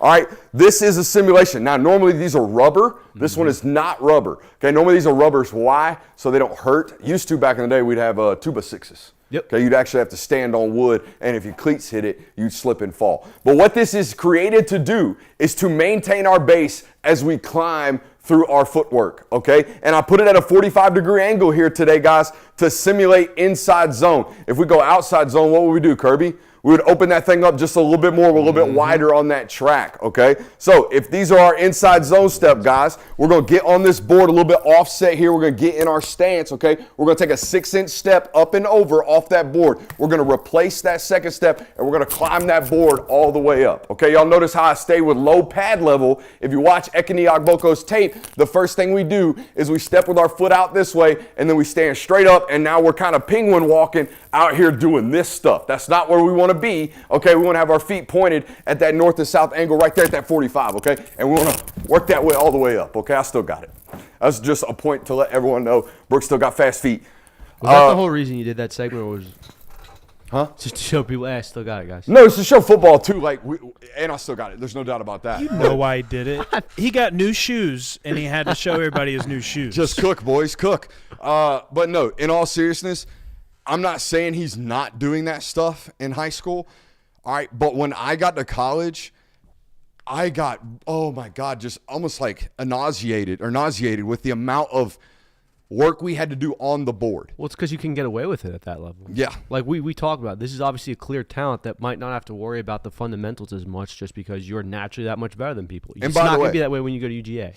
So you have to imagine, we don't have the shoot in here, even though we had something that we might have used as the shoot. But there is a metal, how do you explain a shoot?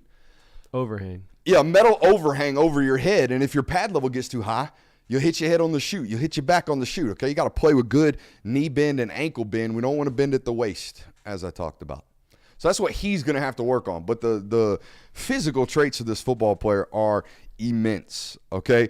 As are the next football player that flipped from Auburn, okay? My man, Shadarius Tootle, okay? And if you say that name like Shadarius Tootle, okay, that's the way that name has to be said. Anyways, this dude, How long do you think it takes before someone, I don't even want to say it because it's going to happen, but before someone says Toodaloo in the chat? Boo! Toodaloo on that one. I'm not saying the joke. I'm saying it's going to happen. Shadarius Tootle, okay? My man Shadarius Tootle, 6'3". There it is. 235 pounds, okay? Can really, really move. Great football player, real high ceiling on this football player. Wants to play for Glenn Schumann. Obviously, that's very, very evident. Wants to be developed by the best, okay? That's something he talked about during his commitment process, or rather during his flip process. However, okay, I'm going to tell you right now, this is a Alabama football player that was committed to Auburn, and if you do just an inkling of research on Auburn's roster, Auburn's depth chart, and Auburn's recruiting right now, they are borderline catastrophically thin at inside linebacker. This kid has said no to Auburn this time. He's going to have to say no to Auburn several more times moving throughout this recruitment process. And if he ends up at Georgia, and it's going to be because that kid wanted to play at Georgia and denied other opportunities. Just like all these other kids do, but this one especially. And that's why I was kind of surprised by this news, because we talked about this probably a month ago when it was projected that he was going to flip. Like, this is a must-have for Auburn, not just from a recruitment standpoint, but from a depth standpoint. Like, you cannot let this kid go. So the fact that he has been gone, we've talked about it. There's probably going to be mass amounts of efforts from Auburn to, one, keep him on the roster. Now that he's not there, probably get him back. So it's going to be an interesting one to pay attention to. Ooh, might want to feed that one to our man Scott Howard. Anti-Tootle? No, the attitude. Ooh. Shadarius shows up with a little attitude. Ooh, that is a good one. I was just envisioning the Sanford Stadium crowd going, "Toods," when he lights someone up. When's the last one of those? Zeus. Yeah. Because everybody's like, "Where are they booing?" They're not. They're saying always Zeus. happens. He had basketball tape. I checked it out. He got football tape too. I know he does. I want to watch this. He has football. Oh, he has get some football Toodle tape. football? Does he look like an avatar? I haven't watched it. I mean, yeah, he looked big as hell. He was playing at a small gym though. Yeah. 6'3", 235, gonna look thick on a high school tape. I'm talking like 5 levels of bleachers in the gym. Ooh. So let's go look at it. My favorite thing though, I haven't watched it, but he lists himself as a fullback also. Hell yeah, and I'm hoping there's some fullback tape on here. That's definitely him, right? You would think so. Yep. Yeah. Off rip, you know who he looks like? He looks like high school Jamon Dumas Johnson. He looks a little taller. Yeah, you're right. But just looking at him standing in his stance, that's what it looked like first clip. We're playing a wishbone football team. We keyed on counter real quick on that. Did y'all see how quickly he shot that gap as soon as he sees guard pull? Dude, guard pull. Yep. Guys, he's reading. His keys are through the feet of the guards to the back normally. That's normally how we teach guys. Okay, so he's keying through these guards' feet. When he sees guard pull, watch how quickly he keys downhill right now. Okay, he's going to go peel and replace and then go make a tackle. Explosive. Yeah. Good first step. Oof. Now, here's what I do see. All right. Now, it's high school tape. I do think Kirby, correct me if I'm wrong here. Now, I'm one of these guys that's got some of this on me. I do think there is some bad weight on this frame. I think the 235 could get down to 225 and then back up to 235. Is what I was going to say, I'm going to be honest, from my angle, it's hard to tell. Hard to tell. On the screen, but when you get up here a little bit closer, the 235, I mean, I think there's some cleaning up here. I think you could very easily play. Oh, my Lord. Yeah. I think it's very easily once you get into, like you said, a college environment, you can replace 5 pounds of fat with 5 pounds of muscle. Look, I'm not saying it's a lot. No, I'm just saying this isn't a Tyler Atkinson who looks to me right now who has 0% body fat. But do you want that? Do you want someone to be a finished product by the time they get there to where the ceiling is, okay, they've maxed out their It's a great point. Not all the time. I mean, if I need the guy to play right now, if we're a lack of depth, like Auburn would need this kid to come in and play day one maybe, right? Georgia might not have to. With a Tyler Atkinson, I think we're still going to have to get bigger. Right. And we're still going to have to find more weight. There are some things with certain players, Just A-gap blitz here. Dude, our contact strength is pretty damn good it's right not here. explosive on contact. But we're it's cock just- strong, man. Just like we don't get moved. bulls you over. How We're tall lurking is he? here. Yeah, he's 6'3". Let's see this. Yeah. I'd like to know a true 40 time. I know that's not really that important, but I think it is. Seems a little hesitant on instincts. Like it seems a lot of his clips, his first plays stand right up and see what's going on. Float and then engage. Which is, I mean, again, like that. Like this right here, we're floating and now we're keying. But when And you had shot, we, like you can you're make right, up for Kirby. Had we had some recognition on what's happening in front of us, right? We got one going up underneath us and one coming back. We got mesh coming to us right now. We got to pick one and go. Okay. Had we decided a little bit earlier, all right, we might undercut this football. You never know though. He might have to put hands on one and then get the two. You never You never know. Just from watching this tape, it looks like his first instinct is kind I of. do think, like, when I look at linebackers, okay, I'm not just finding twitch in the long speed, okay? Meaning, oh my God, they're fast. That's not just where twitch shows up. Twitch shows up in the pads too. Like when we strike, when we uncoil our hips, are we explosive? Have we seen any tackles yet? Maybe a couple, but not like loaded down with the tape just yet. I think we're missing that quick fire twitch just a tad. But again, we're talking about a 6'3", 235-pound high school football player. Yeah. It looks like he ran a 12.18 in the 100. As a soft, he stopped running. Yeah. I guarantee you. He does After shot popping put, 12 or did ones. shot put too. Yeah. But just for, not to do this to the chat, but just for reference, a 12-1, do we have a date on that? I couldn't find a date. Okay, just for reference, Raylan Wilson, 10.91, CJ Allen, 11 flat. A little bit different than 12 flat. Yeah. Okay. That's about 10 yards in a 100 meter. So, but man, a big box player, you know what it looked like a little bit? Maybe just a little bit smidgen off of the Zayden Walker tape. That's what it felt like to me. But that's a bigger football player. Yeah. That is a massive human. Yes, it is. Okay, I think there's a potential that kid comes to college and grows into 6'4".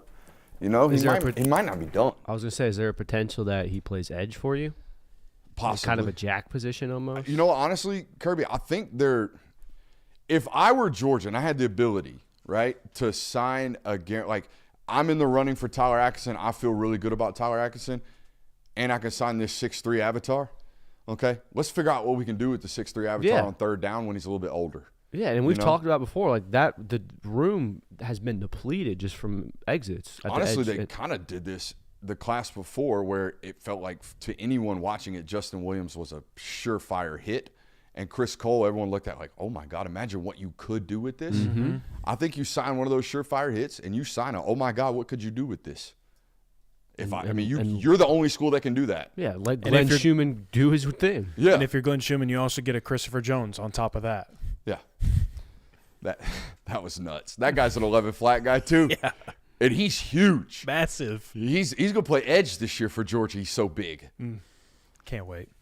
So again, like that, I think he's a great football player. He's a great addition. But when you come to Georgia as a linebacker, that tape's graded against them other guys. There's no doubt you turn on Justin Williams tape right now, and there's a little bit different of an athlete. Sure. It feels different. You turn Chris Cole tape on, it feels different. Now, those guys weren't 235 pounds in high school. Those guys were 210 pounds in high school and had to grow into 230 pounders. So we'll see about that. I personally feel good about Tyler Atkinson, as the chat is asking. I don't know what other insiders are out here talking about. We don't speak for other people's work. My sources at Georgia feel good.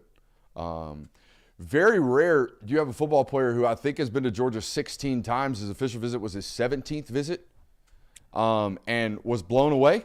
Yeah. Now, I know that's player speak or whatever, but was genuinely shocked by the amount of detail and work that they put into his official visit. I mean, yeah, I got to be honest. I stopped getting blown away by Athens after, like, the 15th time I went. I'm just kidding.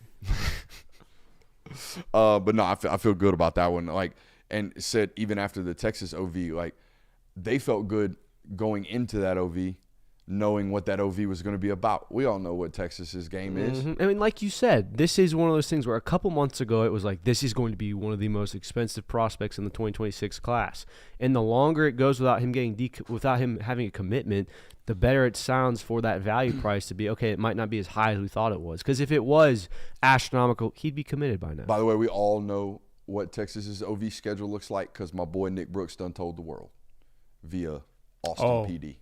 So that was nice. Yeah. So shout out to Shadarius Tootle coming to the University of Georgia. Like I said, I think you're going to have to fight Auburn off for a good minute there. Let's talk about Kamari Brooks, the most recent addition, committed about, 5 hours? 5 hours About before the show tonight. 6 hours 3 ago. p.m. 6 hours ago now, 5 hours before the show started? Mm-hmm. 3 p.m.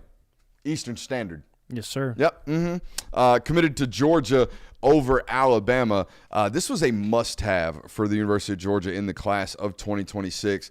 They know what's in store in 2027. We've talked about it ad nauseum on this network, just how great the edge rush class in particular is going to be in 2027. I think Georgia has an opportunity for 3 football players in this state to be ranked as 5 stars at one position.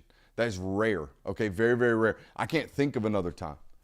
Can y'all think of another time where there were 3 players at one position ranked as a 5-star in one class from the state of Georgia? Oh. No. It's going to have to go back and look at it. I'm sure there's been a time, but this would Wasn't be. there a third quarterback in the Justin Fields, Trevor Lawrence sweepstakes? Yeah, was it Buddy that went to Stanford? I believe Ooh, so. yeah. Davis Mills? Mm-hmm. Yes. Yes. So there you go. But then, good calls. Ball again, knowers. But 8 again, years ago. long time ago. Okay, they have an opportunity to do it this year at the edge rush position. The Weeks kid from Pace is on borderline status right now. LaDainian Guyton and David Jacobs, guaranteed. If anyone doesn't have them ranked 5 stars, fire them. Okay, don't listen to them. Don't read them. They're 5 stars. Okay, and honestly, I texted a source this today. Chidera Uzo-Duribe gets a golf clap for signing Kamari Brooks. He gets a golf clap. I'll hang his daggum jersey in the rafters if he signs LaDainian Guyton and David Jacobs. If he does that, we will retire him greatest recruiter all time, period. And I think they got a chance, legitimately, because of – it's very clear to me they took this not off, but they said, we have to get Brooks. We'll punt the rest of the class. Mm-hmm. So we'll see. I'm excited what they're going to do next year. Did you happen to watch the commitment by chance? I have a note on what his coach said that I really, really liked, but I didn't watch it vehemently. I was a little busy playing golf. I think I know what you're going to say, but I thought it was rather I thought it was funny the fact that I believe it's the principal or the coach probably is doing like a prelude of like, all right, Kamari Brooks about to make his decision, Alabama, Georgia. Oh, I know what you're talking about. And he gets right into it. I mean, he's quick with it. He's like, I want to Without thank further Mom, ado- Grandma, my brother. Wouldn't be here without you, my coaches. Without further ado, stands up and is literally about to unzip his Unzip it. jacket. And then the on-3 guy on the laptop goes, whoa, you can't do it yet. We're not live. We aren't live yet. And then the on-3 guy goes into doing, all right, we're here at Kamari Brooks' commitment. Then he has to do the whole thing over again. I was like, On a hot mic. I have never seen this before. I was like, this dude was literally about to commit before On3 even got the stream up and everything. That'd been legendary. I mean, I've never done the, hey, let's be there let's be on the laptop while you've done that. I've always done the come commit on our show, and that's what we'll do. We'll do an interview together, and then you can commit live. I'll take that back. Marquise Easley, we did that. We had him patch us in to his live stream, so we've done it a little bit, but yeah, that was funny to me. Yeah, it was funny. The live programming of a high school athlete, not that easy. No. Not that easy. So shout out to those guys. They've been crushing on that. I'm sure that, it's a large platform. Yeah. You know. What was I going to say? Oh, no, I liked what Coach said. Right before he committed to Georgia, the coach had the microphone. He was like, Kamari has asked me to let y'all know, quit bothering him. Basically, that's not what he said, but it was like, no more interviews. Yep. Y'all stop DMing this kid. Y'all stop calling him. He ain't doing it no more. He's locking in. He's gonna go win a state title again, and he's gonna go play in college football. But don't be out here asking for no interview requests no more. He ain't doing it. Yeah. Which also means he's locked the fuck down. Yeah. There's been a couple of athletes that I've seen do this over the couple of months of like, please. Dude, it gets nauseating. The first kid or young man that I recognized, that's a different level of stress, was Smile Mondon. I remember doing Smile Mondon's commitment video to Georgia, and it was hard getting in contact with him, and I couldn't get him on the phone. And when I pulled up on him at Paulding County, I was giving him some shit. I'm like, man, bro, what the hell? Where you at, man? Why can't I get in contact with you? And he told me, he's like, oh, dude, my phone's never on, and if it is, on Do Not Disturb. And I said, why? He goes, if I leave my phone off Do Not Disturb, it vibrates and gets phone calls all day, every day. And I said, who's calling you? Coaches? I thought it was coaches. Like, no, media, over and over and over. Can I get an interview? Can I get an interview? Can I get an interview? And he just finally, like, I see a lot of kids change phone numbers. Oh, I see several kids change phone numbers. One of the kids we just got done talking about changed phone numbers on me. What do you change it to? How quick you got in with that sarcastic ass joke. That was impressive. You got to think fast, man. On your feet. It's impressive. I love this addition, though. Back to Kamari Brooks. Mm-hmm. I think this is a professional. If you watched that interview today, if you watched him handle his business, professional. Speaks like one, talks like one, works like one. And I think he's just kind of scratching the surface of what he is as a football player, because he really just started dedicating his life to football. This is a guy who thought he was going to play college basketball, as you've seen from the high school tape. Mm-hmm. Got some yammers on there. Oh, yeah. And folks from Oconee County. Just saying, Mike White might want to dabble a little bit. Might not hurt Kirby you to have Small one of would these. never let him. I just need him for the. I By just the need him way, for the January that? schedule. Hey, you dum-dums that think you're dual sport athletes moving forward under a rev share model, you're an idiot. It ain't happening. No freaking way I'm giving you, especially you quarterbacks. You quarterbacks that think you can play quarterback and go pitch nowadays, you're an idiot. Not happening. Not happening at all. Never. Never going to happen. Okay? Not under the rev share model moving forward. You think I'm going to give you 25% of my salary cap for you to turn around and blow out your elbow throwing 96 on the bump for an SEC team? You're stupid. Literally happened to Austin Simmons. No, he quit playing baseball. No, I'm pretty sure he had a. In high school. I think he blew his elbow out in high school. I don't think he got hurt in college. Now, it did happen to Sam Horn, which, again, exactly my point. Moving forward, when I'm giving you a large percentage of my salary cap, you're a dum-dum if you think you're going to be able to play baseball as well. Yeah, that ain't happening, Chief. Oh, you hoopers, too. That's never happened. Never. It's over. I can't believe JaQuincy. Now, everyone ended up working out at Alabama. He was pitching against Alabama, and he had a UCL injury. Huh. Tough. Ball nowhere. And guess who quit playing baseball? Austin Simmons. Big facts. Is this going to happen with track as well? I think it's a little bit different. Not as much of a rev share. It's sport. Yeah, you just running in circles. You might pull a hammy, but you might pull a hammy playing baseball with your track running ass, or with playing football with your track running ass. Every track runner I've ever seen got hammy tightness that plays football. Dating back to Deshaun Jackson, I don't know you're not a track guy, but it wasn't that always a hammy. Anytime he was ever hurt, always a hammy.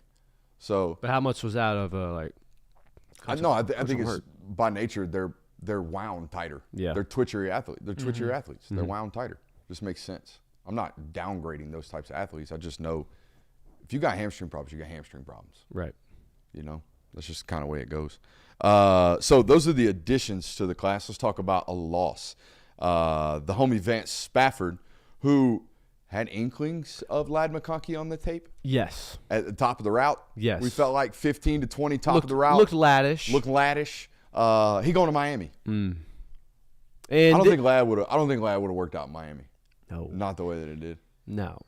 I mean, and this I don't was think one. he would fit into Miami. No, not at all. Either way. It's interesting. They never talked about this kid like he was going to end up in the class. I just want to let y'all know that. Well, again, they never talked about him confidently. I thought it was weird, though, that it was canceled the OV to Miami, but then ultimately flipped to Miami. Well, you know. I mean, I know, but I ain't flipping because of the trip to South Beach I'm flipping because of what I'm going to get when I get to South Beach. Mm-hmm.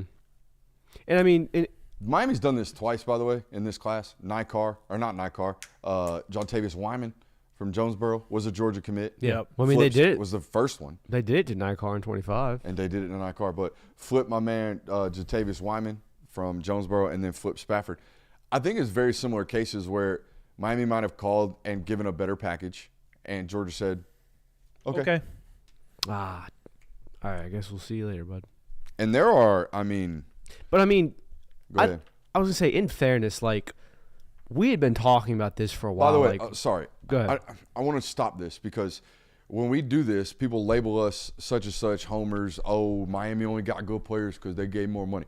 There is a fact of the matter is that Miami has selectively chosen certain players and enhanced the contract incentives to get them on campus. Jackson Cantwell most notably, okay?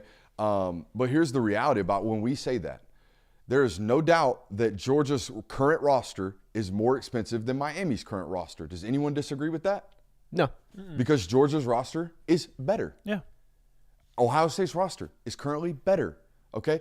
I say this about USC too. Why can USC spend more money on high school football players right now than everybody else?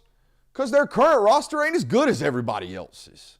That's the way my simpleton brain talks to me, right? Yeah. Does that make sense? It makes I mean, sense. if you just kind of look at USC's, like we'll take USC for an example of what the recruiting class was last year, and it was Hassan Longstreet and a bunch of kids that were committed that didn't end up committing and staying committed. And now this year's like, okay, here we go. What big money football player is still on USC's roster that's a junior or senior right now? There is not one. The linebacker number 18? I guess. Like, you think Jamal Jarrett got an ass load of money to go out to USC? I mean, Probably got a raise. Jay Yeah. Maeva probably got a lot more expensive, but again, Yeah. he's the quarterback. You have that. So, I mean, the upper end of their roster, not as good. So they can give Jakeem Stewart money because they don't got a D tackle making a lot of money right now. Bear Alexander just left town.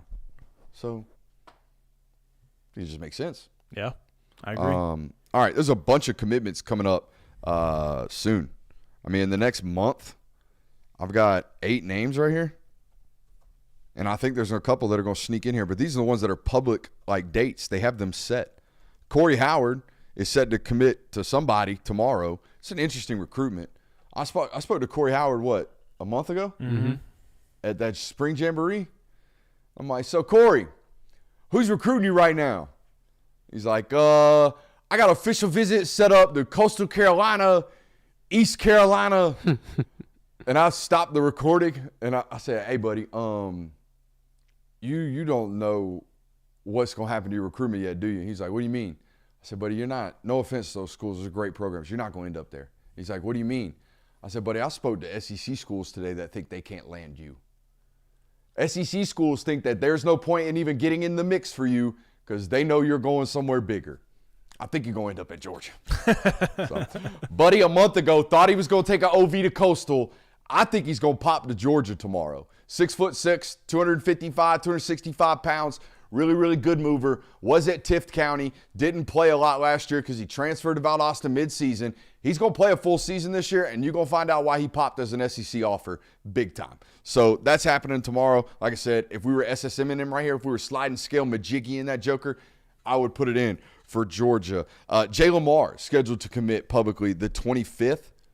So that's in 2 days. Mm-hmm. I think Georgia leads there. The only threat in my mind is Clemson. And at this point, if you ain't committed to Clemson, you probably ain't going to Clemson. Yeah. That's my mindset. Clemson's not calling you up for a final push. Yeah, no. And Clemson don't allow you to go flirt. Yeah. If you show up here, we're going to put you on the spot. Are you a Tiger? Yes or no? I don't know yet. Well, the answer is no. Like, that's how OVs work at Clemson normally. That's a very interesting one because I'm trying to recap things in my head. I've never heard a Clemson recruitment go down to the wire and say, oh, they pulled this one off. Peter Woods. That's true. But they had him committed Sammy and had Brown. to fend off. Sammy Brown's also a good example. Sammy Brown's a good one, but he was done midsummer after an OV to Clemson. Yeah. That's what I'm saying. Like, they don't let guys get out of that without a commitment. Sure. That's why if you get past an OV at Clemson and you don't end up committing there, I got good odds that you're not going to end up there. You're probably going to land wherever else is recruiting you. Craig Dandridge, another one of these, like taking OVs. And another one of these recruitments that you talking about has changed dramatically. Okay, now he had Power 5 offers last fall, but I don't think he thought he was going to be deciding between Georgia, Oklahoma, Clemson. Wait a minute, Cortez Hankton just came to town to see me. I've been dying to play for LSU my whole life because I'm a receiver. What the hell is this? I think it totally changed for him, and he's got a commitment date set in a couple of days. I think Georgia leads there. Malachi Lee making an official commitment on the 27th. Now, Malachi Lee, prior to the visits, I think Georgia felt like they were playing from behind. But we talked about at the Tennessee segment a couple segments back. Getting 2 shots at Savion Hiders is important. Having Malachi Lee come on campus for an official visit during, I think, scavenger hunt weekend, and then returning just before he went to Michigan is really, really important there. By the way, taking his geographical location into consideration, that's not like it's we can drive down for the day. So let me throw some water on this. If you think logistically, he definitely flew into Atlanta from Hawaii before going to Michigan. Yeah, but still. So if you wanted to get another look at Athens, getting a rental car and driving 90 minutes to Athens and then back to the airport the next day, you know what I'm saying? Right. Like you're only, how often are you over here? But to still make that conceited effort. Exactly. To do it was that. an effort. You're right. It was an effort to see Georgia again before going on another official visit. So that's good news. And he's set to commit on the 27th. I told Discord and I told Patreon they have felt good recently about where they're at with Caden Prothro, who's set to commit on the 27th. By the way, you Georgia guys listening to this right now, you can tell me over and over again you're not momentum recruiters. Look at these dates, 24th, 25th, 26th, 27th. Now, Brooks, they set that on their own. I'm sure they did. How about July 12th? Have you seen all these dates? Yeah. By the way, Caden Prothro is the 12th. My bad. Caden Prothro on the 12th. Derek Cooper on the 12th. Tyreek Green on the 12th. You're going 2 for 3 on that one. I feel good about that. Now, the one I feel good about is Prothro. I think Miami's a threat on both of those, Derek Cooper and Tyreek Green. I think you're also a threat to yourselves on the Tyreek Green stuff because you've taken a lot of DBs. Yes, you have. A lot of good DBs. We forgot to talk about the Caden Harris kid flip from. Oh, yeah, from the Vandy flip. Vandy flip. That's a top 100 player. That was within the last week, wasn't it? Yeah. Good God. There was something. Oh, I was going to bring something up about Vanderbilt. There's another player in the top 100 that Vanderbilt's in the mix for right now. Damn, dude. Was Diego Pavia right? Hey, Did Diego Pavia predict You just wait. You just wait for Vandy's run on the league. One of these engineers is going to be like, why not just give a bunch of money? Why not just whore out my business because the cap's coming, but I can whore out my business and I can just sign these athletes. You're at 18 commits right now. Is that correct? I think it's 19. I believe it's 19. 19 as of commits. today, right? 19. Yes. And I see 1, 2, 3, 4 that I can like locks. I think are guaranteed in this class with a potential for 5, maybe 6, 7. So you're looking at a class of 24, 25 guys, which is about what we projected when we did our salary cap projection. Yeah. So that also leaves you room potentially to maybe make some moves this fall in the transfer portal, right? Correct. Because you'll have, it depends what the 105, if we actually go to 105, are they angling for 105? I think they are. Because, once you get through that list of names you just went through, it really is just Tyler Atkinson. That's the last one you're really waiting on. Mm-hmm. I would put Caden Prothro in there as well. No, he was in that list. The only one I didn't put on who doesn't have a date set is Tyler Atkinson. That's what I'm saying. You get through those dates. You feel like you're ahead of that. Jariah Edwards has a date set. I just don't know where you're at in that one. I felt good leaving the visit. I'll have to circle back on it. Again, taking a lot of DBs right now. Taking a ton. There are already 5 in the class, aren't there? I think so. But, you're projecting to lose a lot as well. Yeah. Like, Dalen Everett's gone after this year. You have to manage. You could lose Daniel Harris. To the draft, by the way, don't do that. I know how y'all work. No, but also, I'm not going to name names, but name the last year Georgia hasn't had a transfer portal entry that came from the defensive back position. 2016? Great. Man, all 3 of them likely wouldn't, but all 3 of the safeties you brought in from the transfer portal this year are draft eligible after this year too. So again, not saying all 3 of them would declare, but if I'm Zion Branch, I'm sorry, but if I have a good year and I'm healthy, I'm getting the hell out. Yeah, it's not guaranteed I'm gonna have another one of those. Yeah, absolutely. Exactly. Not at this rate. All right, so the chat's actually hitting on something we were going to talk about tonight, which is Chris Booker shutting down his recruitment. He's done. Not going to happen. Staying at Alabama, which That I know felt like a we're long Georgia shot, short, though, or didn't we're it? Georgia show by nature, but he needs to go there. That's what I was going to say. He ripped one of the best promos I've ever heard for an Alabama commit. He needs to go to Alabama. They fell in love with him first. He needs to go there. Speaking of which, we talking about recruitments. I know this is off topic. This is a Georgia hour. I forgot to mention this about Keyshawn Henderson. I asked him why he's staying at Houston, and he gave me an obvious answer. Up until about 9 months ago, every school in the Power Four was asking him to come play wide receiver. Up until that Adidas All-American game, every school that offered him, except for Houston, wanted him to play wide receiver. And so now all these other schools are coming back around, talking about, oh, no, we were wrong. We want you to play wide receiver, or we want you to play quarterback. Nope, I'm going to Houston. Screw y'all. Which I'm down with. Also, could you think about this as a 17-year-old kid? October of your junior year, you're a mid-major guy, you're going to Houston, and now all of a sudden you're the number 2 ranked player in the world in 8 months. Mm-hmm. Could you imagine what that does to your psychology? Like, how do you remain level-headed? I know I wouldn't have. Yeah. No way. Same kind of thing for some of these kids. Just all of a sudden, just boom, massive recruitment process. Talking about like your psychology, especially knowing what you just said about how a lot of schools wanted him at wide receiver, and you just jumped that far up the board as a quarterback. Like being able to tell all those schools, like, what do you want? What are you going to do now? But again, Houston showed loyalty to him. He's showing loyalty to Houston. I mean, that's really good for both of the parties. It's good for the sport, honestly. Yeah. I think it's good for kids to see that Houston's an option. Mm-hmm. Now, I guarantee you Houston had to go into it. Sure. Probably. Probably absorbing a relatively large portion of their cap. And there's also no guarantee that within 2 years he's also still on the Houston roster. Yeah, I mean, he might go for 3,200 yards, get sacked 47 times, and say, I'm up out of here. He might De'Aaron King it. Duke going to drop a bag. That's a good point. Duke going to be lurking around. Duke Wilder They with got the that bread. QB money, bro. This man loves Duke. Nah, No, He that's can't hide the facts. love. Hey, It's facts. this man didn't give Darian Mensah $4.5 million over 2. No. I had my little run with Duke. Then it pulled my heart By out. the way, Mensah, good football player. Yeah. Don't know if he's worth as much as Lenoris Sellers. We'll Yeah? see. He might be. I mean, it's not $4.5 million for 6 months of a UCL ligament. You know, We'll certainly there are teams that are out here throwing that around. we'll certainly find out if it's worth it. Yeah. Jared Curtis did not go to the Elite 11. And I wanted to talk about whether or not it mattered and whether or not or where he would have stacked up. Okay? And I'll talk about where he would have stacked up first and foremost. Okay, I talked about it in the National Hour.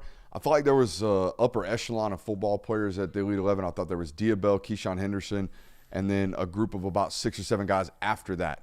But it was clear cut from night 1 to day 3 that Diabell and Keyshawn Henderson were kind of a different class.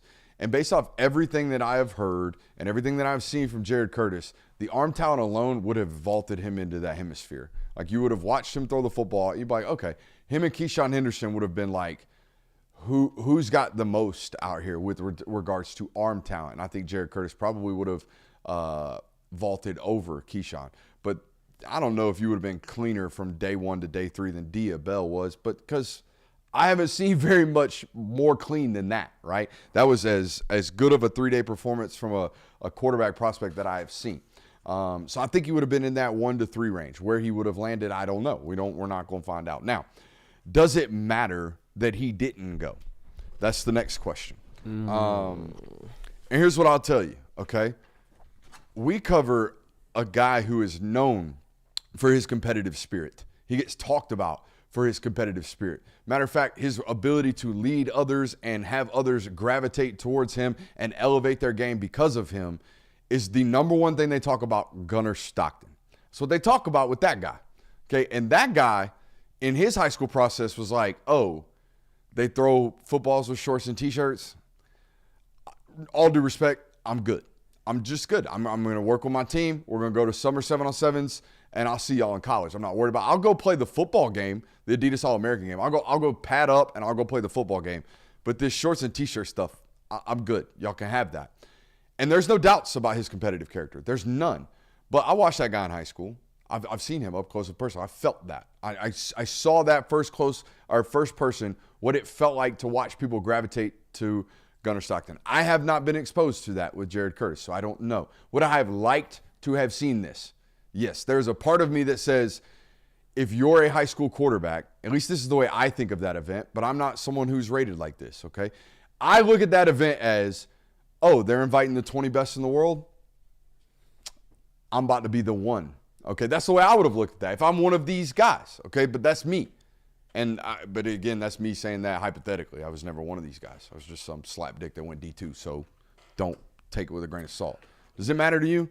Would you have liked to seen a guy say, "Nah, I'm him. I'm gonna go run this down. This is me." I think for Jared Curtis's situation, yes, it would have been nice because we don't have junior tape. We don't have anything recent on him, and that's all selfish. That's all us, and I'm with absolutely. I'm with you from a me standpoint. Shit, yeah, get your ass out there. I want to see you. From my perspective, yeah, absolutely. I would have liked to have seen Jared Curtis go out there, at least watch him throw the football, but ultimately, it's not going to do anything. I thought what George McIntyre said last year about the Elite 11 was pretty compelling. And I know that he missed it because he had a finger injury, ultimately had to pull out, I believe, like the week before the competition or whatever. But he was basically like, sure, you can go watch me throw in shorts and a T-shirt, or you can flip on the tape from Friday night and you can really see who you're getting in a football player.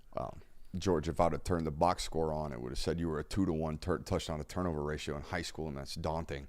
So, but I'm with you. The tape's immaculate. Yeah. The tape was spectacular from him. He is going to go play in the Specular? What is that? He is going to play in the OT7, so you'll get something of him. Well, we'll get to watch it on YouTube. Yeah. I'm not going down to Miami. I just got back from LA. Sorry. It cost me about $2,200 to spend 3 days down there right about now. Last minute? Yeah. Yeah. Not doing it. Hey, we'll get the algo play. You don't want to drive 15 hours? Not really, no. I'm good. I'm fine. I'm good. This is one of those things where if Jared Curtis goes to the University of Georgia, has the career that everyone who recruited him thinks he's going to have at the time, no one will talk about this ever. No one will say. Oh, I think it's a moot point anyway. That's what I'm saying. But here's the other thing: if Jared Curtis goes, flames out, transfers, something doesn't happen, doesn't pan out, people will say, "Oh, the writing was always on the wall for this. He didn't have junior tape. He drove a Corvette around as a 17-year-old. He didn't go to the Elite 11. He saw he was too good for that." So it's one of those things where I don't think it's a big deal. I think it's a moot point, but it is one of those beige flags that if something negative does come up down the road, everyone will say, "Oh, the writing was on the wall." Now, I'm sure this is a Miami fan trolling in the mentions right about now, but don't want Curtis. Darian Coleman is the next Lamar Jackson.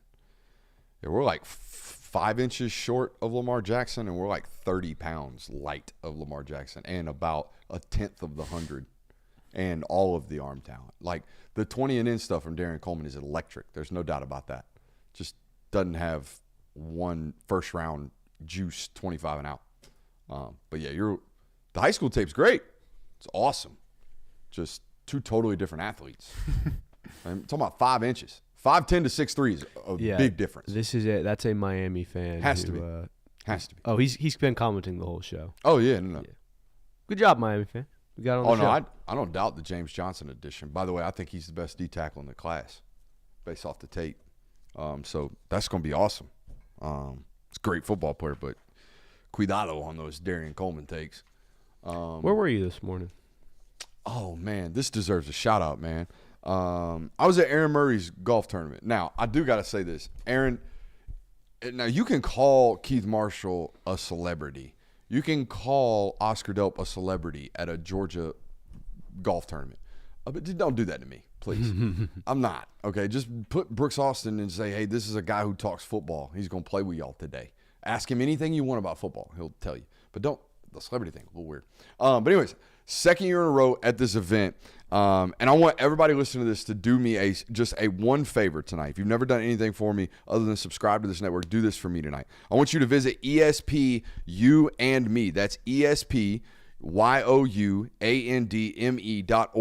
tonight, and just look at the cause, okay? Because they're working really, really hard for something super special, okay? ESP stands for Extra Special People. They're a nonprofit that specializes in assisting families impacted by those with special needs. We got a saying around here, and we don't say it very often, but it is on the board. It's a saying from a lyric from a song that says, "The good I'll do," and we believe that around here. At least I do. It's something that says, like, if you provide me the platform that I'm seeking, if the Lord were to provide me the platform that I am seeking, okay, I will do good with it. It's the promise that I have made. It's the promise that I attempt to make, okay? I think Aaron Murray is an exact definition of this. That dude lives out the good that he will do with his platform. This was something it was unknown to me prior to getting into this industry and creating some type of a relationship with Aaron. That's a tremendous human being that does a lot of work for a lot of the communities that he is in, and you need to help support some of the work that he is doing by heading over, again, to ESPUandme.org. It's a good cause, and you should give it some time tonight. There's no doubt about that. It's awesome, man. Yeah. He's a great dude. Shout out to Aaron Murray for that. Yeah. I feel like far too often we are not talking positively about him on this show. Yeah, I mean, he's a choocheless boy wonder. There it is. I mean, he is. He ducks smoke constantly.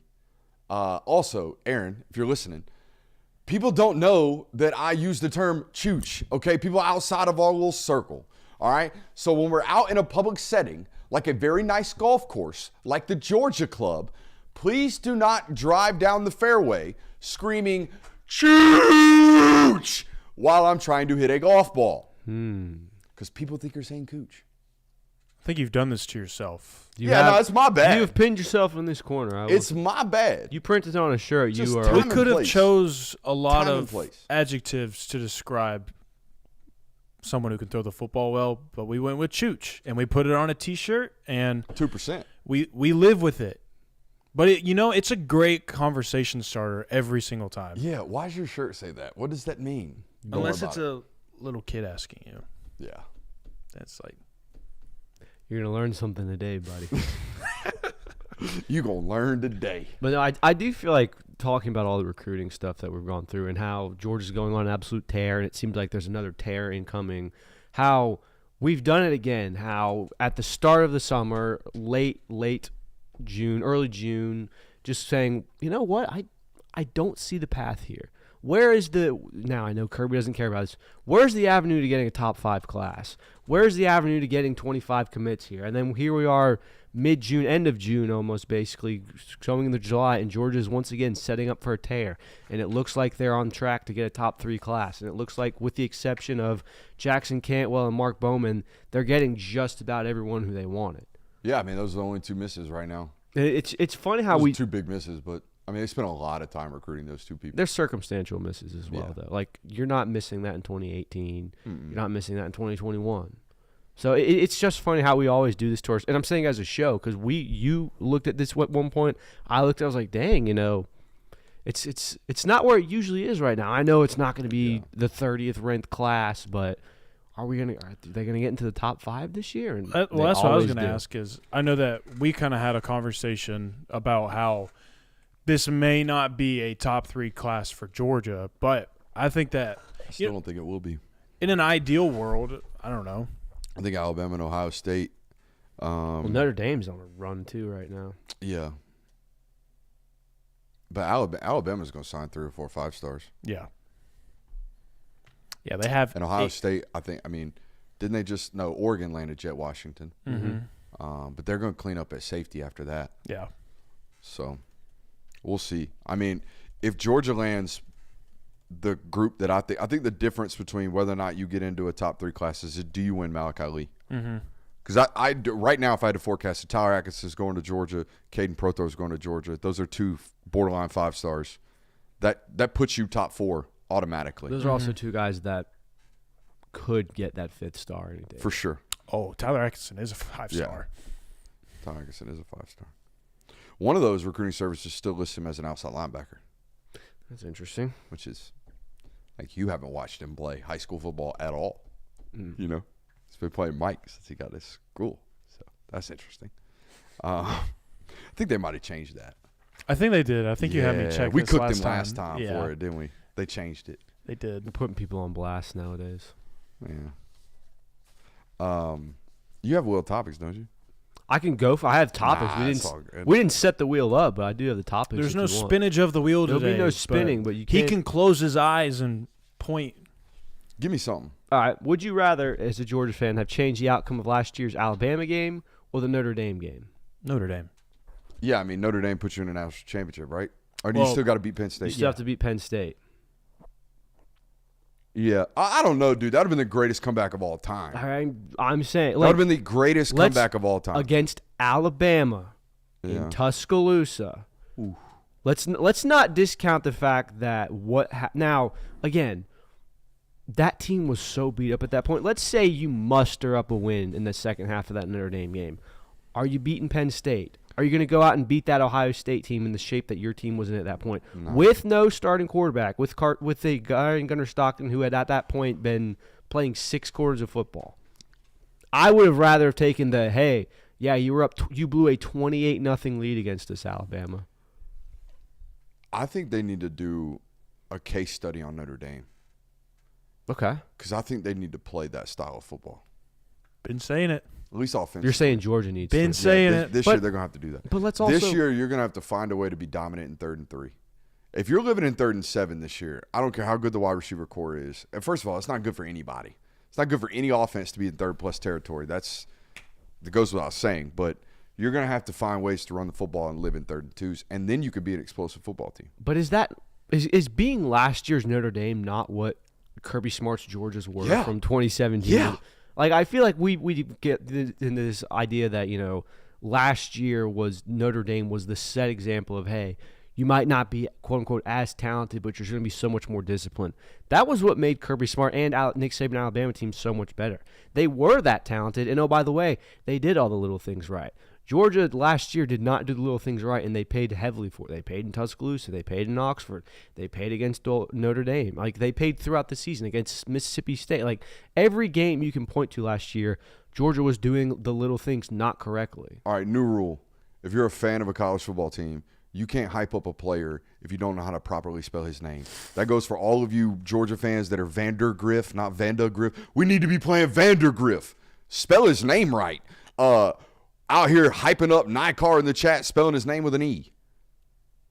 And it's Gunnar with an E, not an A. Oh, Gunnar. Gunnar Stockton. Oh, Gunnar Stockton. I got high aspirations and expectations for Nikar. It's crazy. I think. Yeah, it's interesting. Personally. Going back, That's a bit He much. didn't even want to be there. Going back to this Notre Dame thing, though, about how, being disciplined, winning 3rd down, being consistently in 3rd and manageable. Why was that not the case last year? Like, what went so egregiously wrong, do you think? First down success rates were atrocious last year, Mm-hmm. which meant 3rd down average to gain was not great. Nope. Leading the nation in drops, not great. Not at all. And when we're in 3rd and 7, guess what happens? Tee up pass rushes. Like, we know you're dropping back. That impacted a lot. It's simple, man. Your successes at 3rd and 7, not as good as they are at 3rd and 4. No. So you got to be good on 1st and 2nd down to be good on 3rd down. That goes without saying. But they were bad on 1st and 2nd down this year. So how would they you did not run the football well. They dropped a lot of passes on 1st downs. How would you go about fixing that this year for a Georgia team? Because obviously, I I think are a problem. I think you're going to run the football much better this year than you did the last 2 years because of what we talked about with Gunnar. No, he's not going to be Michael Vick, but he's going to keep the ball 8 times a game. Maybe. It might have 8 design runs a game, which means backside edges and backside linebackers have to remain adamant. They have to be responsible. They can't just free run to the football like they have the last 2 years. That's going to automatically open up your run game, as it did against Texas. You can see it in the second half. It's clear as day. We've shown you the film. Yeah, And I think, too, I think your roster is constructed to where you should be more successful on both 1st, 2nd, and 3rd down because you do have a Josh McCray in the backfield. He's going to be your short yardage guy, and he should be able to pick you up 3 yards at least consistently every single down. And you have multiple options at X that you can rely on in those situations where it's like, just put it at the dude's chest, and he's got a long enough wingspan to catch the football. People are intentionally butchering Gunnar Stockton's name now. Which is I thought you were laughing at Gunnar me. You threw me Stockton. off. No, I wasn't laughing at you. I'm Gunnar sorry. Stockton was an awkwardly timed chuckle I'm sorry. there. Yeah. Joe, I was not You're laughing not at helping you. your teammate out You there, were- brother. You were giving a very good take, and I'm sorry. The Gunnar Stockton caught me off guard. I mean, I am an ironic person to be criticizing people about name spellings when my pronunciation. Well, you're a of pronunciation names, guy. Yeah, it's pronunciation. And it's problem. handwriting, too, honestly. I mean, So, half time we don't even know if it's spelled Einstein correctly. didn't have good handwriting, so I've been told. Is that where you're going with that Like one? football Einstein. You can call me Feinstein. You're getting really close to another name that's Yeah, I realized problematic. that after I said it. Problematic in the industry. Yeah. Yeah.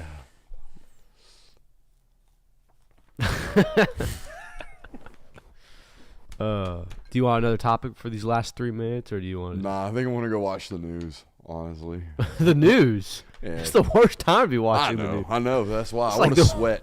I want to sweat. So I you're, want to doomsday prep and sweat right quick. Nothing you're, like you're a nighttime news watcher. You haven't gotten into the I know. I watch the news when I feel like the world, or at least my timelines tell me the world's crumbling. so. You know? That's we'll- when I go turn it on. We'll officially know that Brooks is getting up there when I walk into the studio in the morning and we got The the news news is on the on. TV. Oh. Because right now he's a nighttime watcher, doomsday prepper.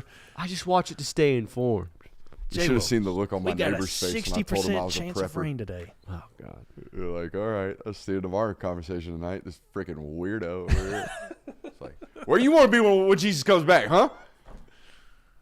Make fun of old Joe Nunamaker? Love you guys.